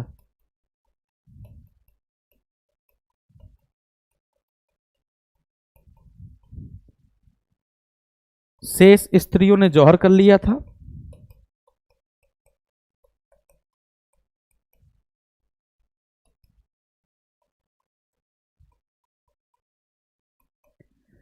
चलिए मैं आपको बता देता हूं क्या हुआ था, बताऊं?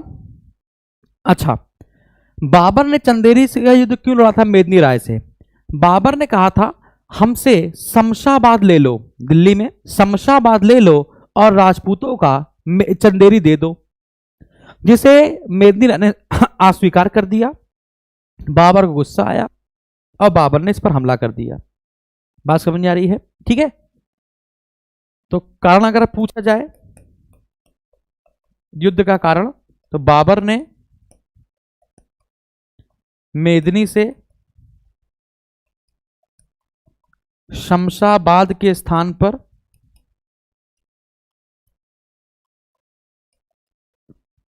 चंदेरी मांगा था, तो मना कर दिया। तो यहां पर एक बात समझिएगा, इसी खानवा के युद्ध में ही बाबर ने गाजी की उपाधि ली थी और जिहाद का नारा भी दिया था। तो इसी युद्ध में ही बाबर ने गाजी की उपाधि ली थी और जिहाद का नारा दिया था। जिहाद का नारा तो हालांकि इसमें भी दिया था। लास्ट है घाघरा का युद्ध। यह ऐसा पहला युद्ध होगा जो जल और थल दोनों में लड़ा जाएगा, जल और थल दोनों में लड़ा जाएगा। ठीक है, अफगानों और बाबर के बीच होगा। अब अफगान में कौन कौन आएंगे? जो बचे हुए अफगान है वो सारे आएंगे, है ना। 5 से 6 मई, 5 से 15, 26, 27, 28, 29, 5 से 6 मई 1529 बाबर और अफगान संघ। अब इस अफगान संघ में कौन कौन आएगा? इस अफगान संघ में आएगा शेर शाह सूरी, नुसरत शाह, महमूद लोधी। समझ में आ गया? शेर शाह सूरी। अच्छा, मैं आपको एक बात बताऊं, एक बात मैं बताता हूं। इस खानवा के युद्ध में शेर शाह सूरी ने बाबर का साथ दिया था। सॉरी, हाँ, इस चंदेरी के युद्ध में, समझिएगा, इसी युद्ध में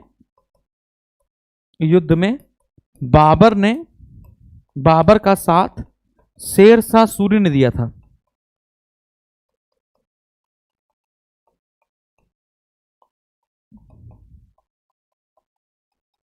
बताऊंगा अभी, यहां समझिएगा कि अफगान में शेर शाह सूरी था, मोहम्मद लोधी था, और बंगाल का शासक कौन था? नुसरत शाह।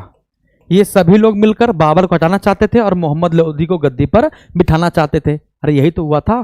दिल्ली के राजा, मेवाड़ के राजा राणा सांगा ने तो महमूद लोधी को सुल्तान स्वीकार भी कर लिया था। अरे हाँ कि ना? Very good. लेकिन अंत में जीता कौन? बाबर जीता और इन सबकी क्या हुई, पराजय हो गई।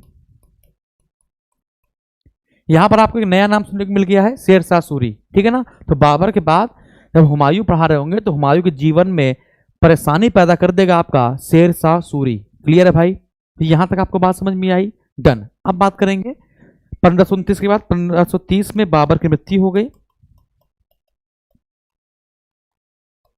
1530 बाबर की मृत्यु, मृत्यु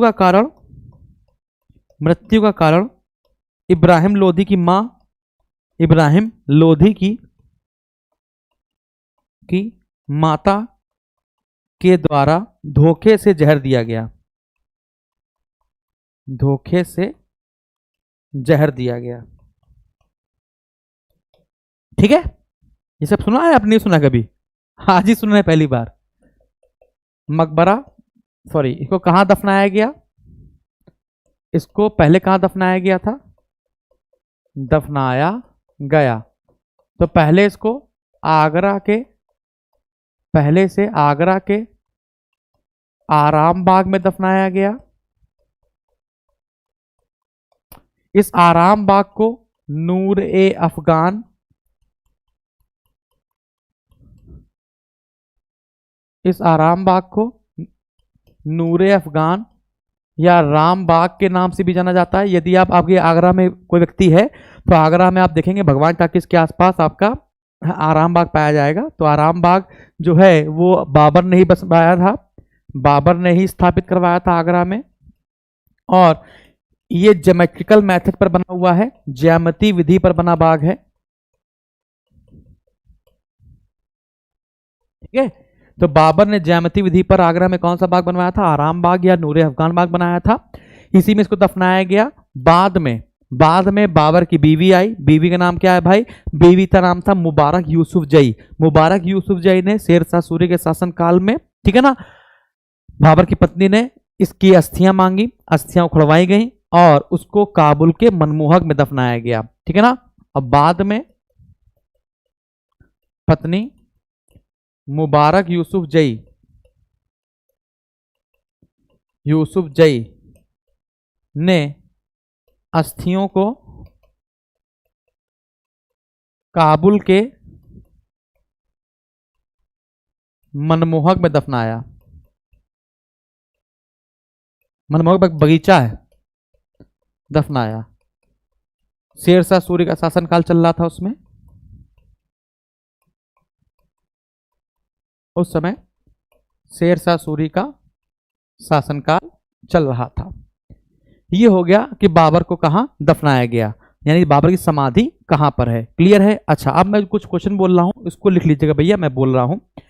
बाबर जब भी बैठा रहता था तो बाबर के कुछ स्टेटमेंट थे। बाबर कहता था कि काबुल की जलवायु विश्व में सर्वश्रेष्ठ है। तो काबुल की जलवायु विश्व में सर्वश्रेष्ठ है, ये कहा किसने कहा है, बाबर ने कहा है।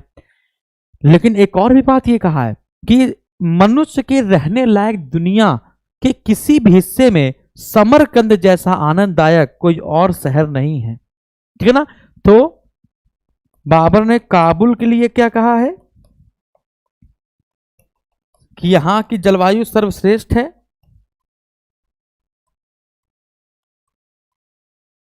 और समरकंद के लिए क्या कहा है,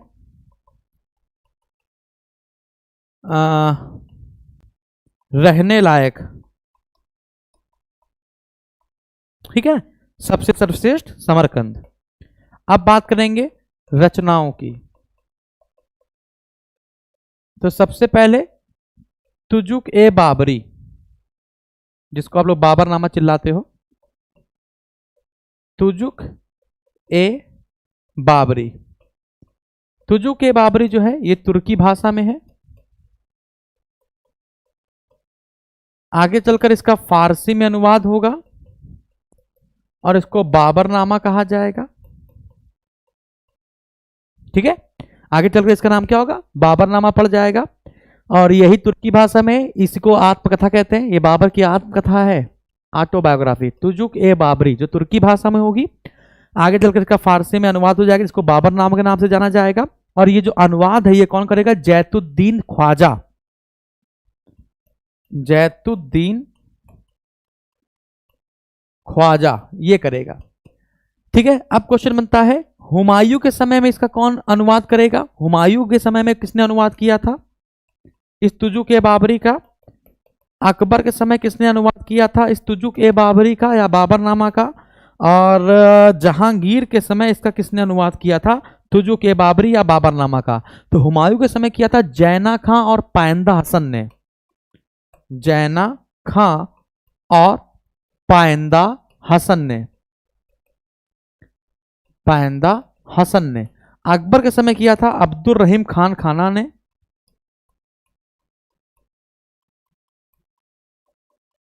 और जहांगीर के समय आपका किया था अबू तालिब तुर्बाती ने। अबू तालिब तुर्बाती। अबू तालिब तुर्बाती। ठीक है, तो फारसी में अनुवाद किया था जैतुद्दीन ख्वाजा ने। इसके बाद हुमायूं ने के समय तुजु के बाबरी या बाबरनामा का अनुवाद किया था जैना खां और पाइंदा हसन ने। अकबर के समय इस तुजु के बाबरी या बाबरनामा का अनुवाद किया था अब्दुल रहीम खान खाना ने। तुजु के बाबरी का या बाबरनामा का जहांगीर के समय अनुवाद किया था अबू तालिब तुर्बाती ने। इतनी बात आपको समझ में आई? अगर यहां तक आपको बात समझ में आई तो जल्दी से सर बोलो कि सर हमको बात समझ में आई। आगे बढ़ा जाए। अब इंपॉर्टेंट क्या है, इसका अंग्रेजी भाषा में अनुवाद किसने किया था? बहुत पेपर में आया है, लीडन और आर्स्किन ने। क्या भैया? लीडन और आर्स्किन ने। ये कई बार क्वेश्चन आया है, ठीक है ना। तो 1826 में लीडन और आर्स्किन ने, लीडन और आर्स्किन ने इसका अंग्रेजी में अनुवाद किया था।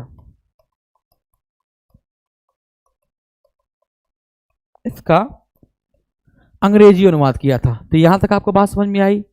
पूरा बाबर समझ में आया?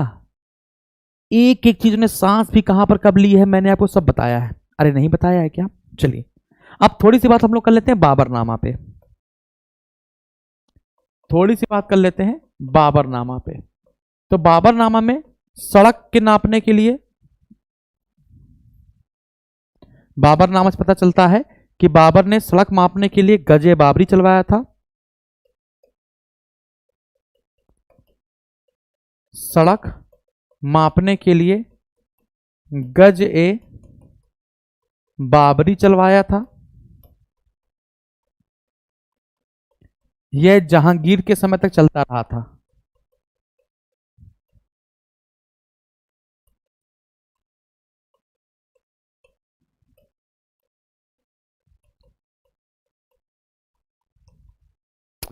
पहला पॉइंट। दूसरा पॉइंट, इसने तुर्की भाषा में जितनी भी कविताएं लिखी हैं, इसने तुर्की भाषा में जितनी भी कविताएं लिखी हैं उन कविताओं का संकलन है ना दीवान कहलाता है। क्या कहलाता है भैया? दीवान कहलाता है। ये क्वेश्चन याद रखिएगा बेटा, कई बार क्वेश्चन आया है। अरे हाँ कि ना? अच्छा, बाबर ने फारसी भाषा में मसनबी लिखी है, जिसको हम लोग कहते हैं मसनबी ए मुबिन। क्या कहते हैं? मसनबी ए मुबिन। बाबर ने फारसी भाषा में एक नई पद्य शैली का आविष्कार किया था जिसका नाम था मुबैयान। तो मुबैयान नाम की फारसी पद्य शैली का आविष्कार किसने किया है? जैसे ध्रुपद शैली सुनते हो, ध्रुपद शैली है ना, ख्याल शैली सुनते हो ना, वैसे मुबैयान शैली का आविष्कारक बाबर को माना जाता है। किसको भैया? बाबर को माना जाता है। बाबर हिंदुस्तान की बुराई भी करता है और कभी कभी बड़ाई भी करता है। बाबरनामा में रुक जाओ, थोड़ा सा पानी पी लूं, बताओ, थोड़ा सा पानी पी लिया जाए।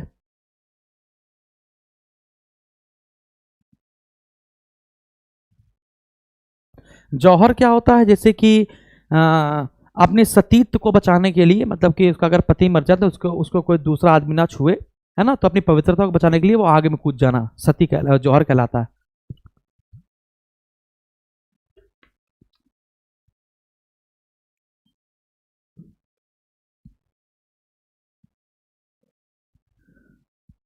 आप लोग भी सोच रहे हो कि कहाँ आज फंस गए हैं, क्यों? अच्छा, क्या सोच रहे हो तुम लोग, जरा सा बताओ, क्या सोच रहे हो? बहुत सारे लोगों ने तो रितु यादव, नम्रता, बचनेव वर्मा, यतेंद्र, जति, अजीत, तो बहुत सारे लोग बस लीड लगाकर बैठ जाते होंगे, सिर्फ सुनते होंगे। कुछ लोग नोट भी करते होंगे, है ना। मुकेश कुमार, रणविजय सिंह, सर आप ऐसे बताते, करुणेन्द्र प्रताप ऐसे बताते जैसे सारी घटना आपके सामने ही हुई हो। रोहित, चंद्रशेखर, अंशुमन पांडे, बहुत सारे बच्चे हैं यार। हैं ब्रजराज, दुर्गेश, अनुज, राम सागर।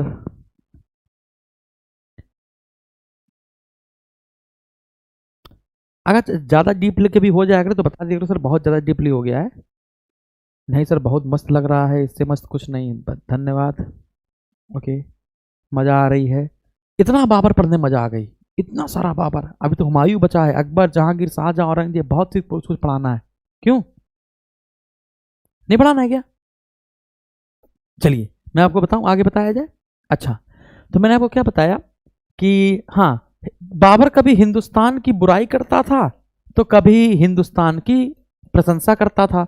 यदि मैं बुराई की बात करूं और प्रशंसा की बात करूं तो वो क्या कहता था? बाबर जब बुराई करने वाला होता था तो क्या कहता था कि भारत के हमामों में उछाल नहीं है। हमाम मतलब होता पानी। चलो हिंदी बताएंगे। भारत के हमामों मतलब हमें रटा हुआ है थोड़ा सा, बहुत बचपन से पढ़ते चले आ रहे हैं।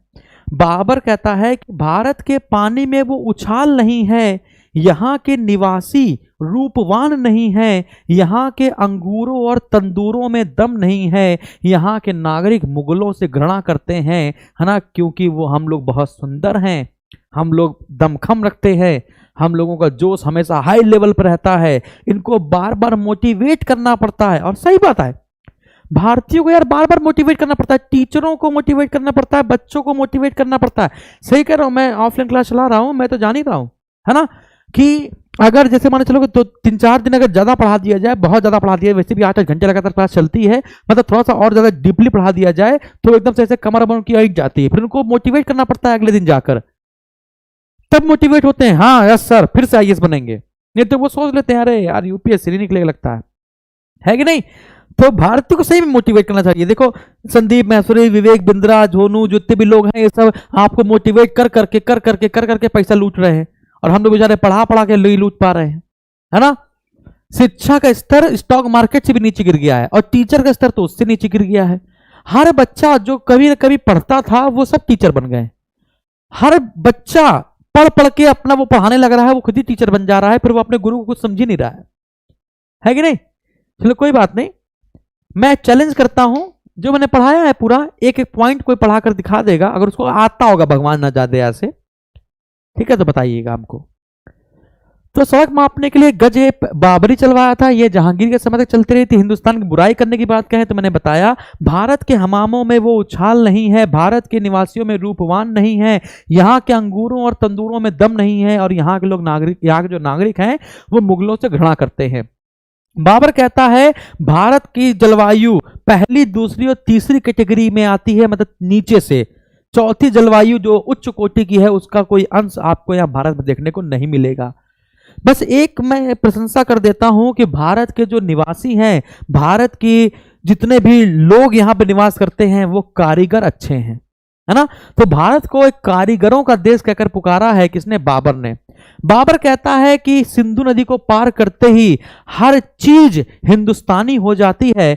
बाबर प्रकृति का प्रेमी था और उसको यहाँ पर रहना इसलिए अच्छा और लगा क्योंकि यहाँ पर उस समय, है ना, हर राजा अपने आप बड़े बड़े बगीचे लगवाए रहता था। बाबर ने हिंदुस्तान के फलों में आम को सबसे अच्छा और पशुओं में हाथी को सबसे अच्छा बताया है। फल में आम को सबसे अच्छा और पशुओं में हाथी को सबसे अच्छा बताया है। मैं बाबरनामा पढ़ रहा हूं बेटा। बाबरनामा में ही बताया गया है कि नूरे अफगान बनवाया था, जिसको आराम बाग या राम बाग कहते हो, ज्यामिति विधि पर बनवाया था। शाहरुख और बाबरी नाम के सिक्के चलवाए थे। शाहरुख सिक्का जो था वो तैमूर के दूसरे पुत्र शाहरुख के नाम पे चलवाया था, उसको काबुल में बंटवाया था। काबुल के लोगों ने खुश होकर हमको कलंदर की उपाधि दी थी, ठीक है ना, ये सब तो आपको बताया ही था। अच्छा, बाबर ने ये भी कहा है, बाबर ने कहा है कि यहाँ की नदियों में भी दम नहीं है। ये तो गलत बात है भाई। कहा मैंने उत्तर भारत की सभी नदियां तैर कर पार कर दी हैं, यहां तक कि गंगा नदी को भी मैंने तैर कर पार कर दिया है। ये तो बड़बोला हो गया, ये तो ज्यादा हो गया, अतिशयोक्ति हो गई इसके बारे में। तो बाबर फारसी और तुर्की दोनों भाषाओं का विद्वान था, पंडित था। बाबर ने फारसी शैली की एक नई पद्य शैली बनाई थी, फारसी भाषा में एक नई पद्य शैली बनाई,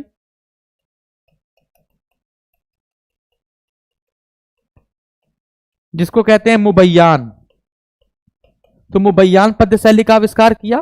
इसने फारसी भाषा में एक किताब लिखी थी जिसको कहते हैं मुबसिन, क्या कहते हैं भैया, या मसनबी ए मुसीब, है ना, मसनबी ए मुसीब या मसनबी ए मुबिन कह सकते हो।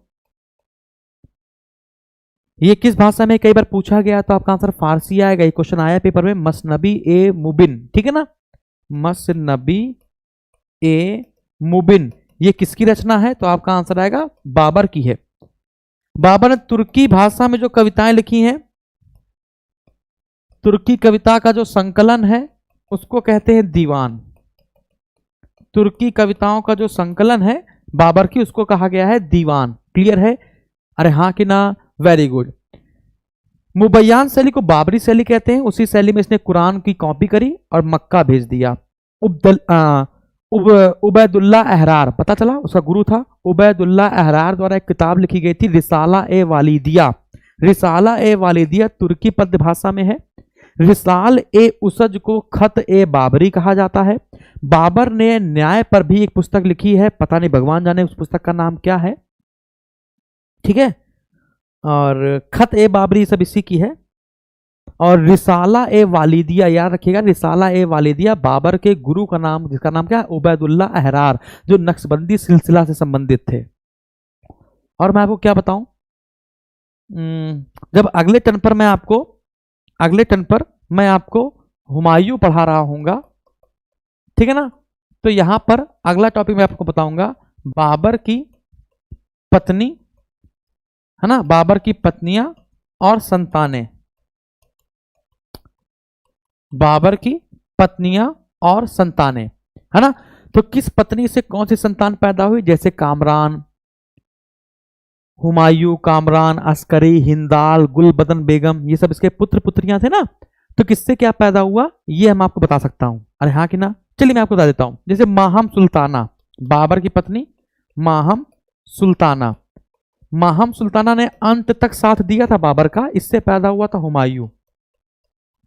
माहम सुल्ताना एक ऐसी पत्नी जो जैसे ही बाबर का जीवन घुमक्कड़ी हो गया, मतलब भागने वाला हो गया, वैसे उसको छोड़ देती है। उसका नाम था आयशा सुल्ताना बेगम। क्या हुआ? आयशा सुल्ताना बेगम। आयशा सुल्ताना बेगम विपत्ति के समय बाबर का साथ छोड़ा।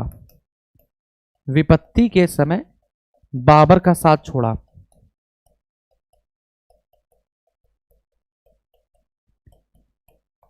आपको जो मैंने कहा कामरान और अस्करी किसकी संतान थे? गुलरुख बेगम की। गुलरुख बेगम की। कामरान और अस्करी। कामरान ने कभी भी हुमायूं का साथ नहीं दिया था। कामरान ने कभी भी हुमायूं का साथ नहीं दिया था, ठीक है ना। कामरान ने शेरशाह सूरी के साथ गुप्तचरी निभाई थी, ठीक है। और कामरान कभी भी हुमायूं को गद्दी पर नहीं बैठने चाहता था। कामरान हमेशा हुमायूं जब भी धार्मिक उदार होता था तो उसका मजाक उड़ाता था। अस्करी भी अपने भाई के देखे देखा हुमायूं का मजाक उड़ाने लगा। अस्करी ने तो एक बार नशे की हालत में ये तक कह दिया लोगों से कि मैं बादशाह हूं, ठीक है ना। तो अस्करी ने कहा था क्या? मैं बादशाह हूं। क्लियर है? अच्छा, अगली पत्नी है दिलदार आगाची। दिलदार आगाची, आगाची है ये। हिंदाल और गुलबदन बेगम। गुलबदन बेगम, ठीक है। ये इनके हो गए बच्चे। ये चार पत्नियां हमने आपको बताई, और भी बहुत सारे हैं लेकिन चार याद कर लीजिए। गुलबदन बेगम ने एक किताब लिखी है जिसका नाम है हुमायूं नामा। इस हुमायूं नामा में बाबर और हुमायूं का पता चलता है। बाबर और हुमायूं पता चलता है कि बाबर ने अपना जीवन कैसे बिताया और हुमायूं ने अपना जीवन कैसे बिताया। इतनी बात आपको समझ में आई? यदि यहां तक आपको बात समझ में आई जल्दी से सर बोलो। आज हम लोगों ने बाबर पूरी तरीके से समाप्त कर लिया, ठीक है। अगला जो टॉपिक होगा वो होगा हुमायूं। और हुमायूं और शेरशाह सूरी दोनों पैरेलल चलेंगे बेटा। सब बताया जाएगा एक एक चीज। मुझे नहीं लग रहा कि कुछ छूटा है। आपको अगर लग रहा है कुछ छूटा तो बताओ बेटा। यदि आपको लग रहा हो कुछ मुझसे अभी छूटा है तो आप जल्दी से बोल सकते हो कि यस सर आपसे ये चीज़ छूटी है। वैसे मेरे हिसाब से तो कुछ नहीं छूटना चाहिए, मैंने तो सब कुछ बता दिया है, हर एक चीज़ छोटी छोटी चीज़ बता दी मैंने आपको।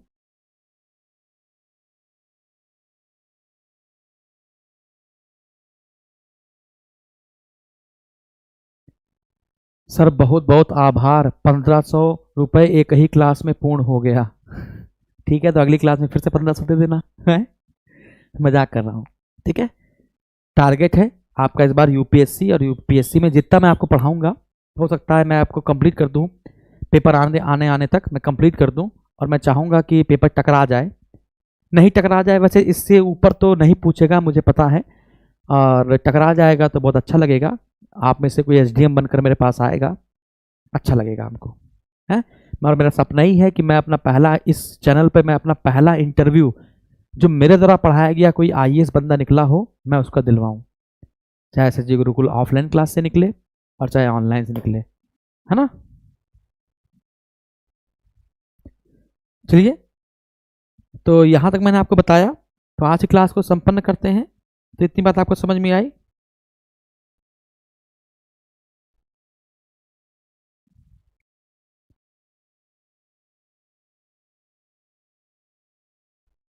बहुत बढ़ा दिया है। चलिए, तो अभी तक जिसने जिसने बैच नहीं ज्वाइन किया हो, जिसका आपका दोस्त हो, भाई हो, बंधु हो, यदि आपको लगता है कि उसका भी सिलेक्शन होना चाहिए, कहीं ना कहीं फंस जा रहा है बेचारा, रुक जा रहा है, तो उसको बैच ज्वाइन करा दीजिएगा, जरूर क्रैक हो जाएगा। ठीक है ना।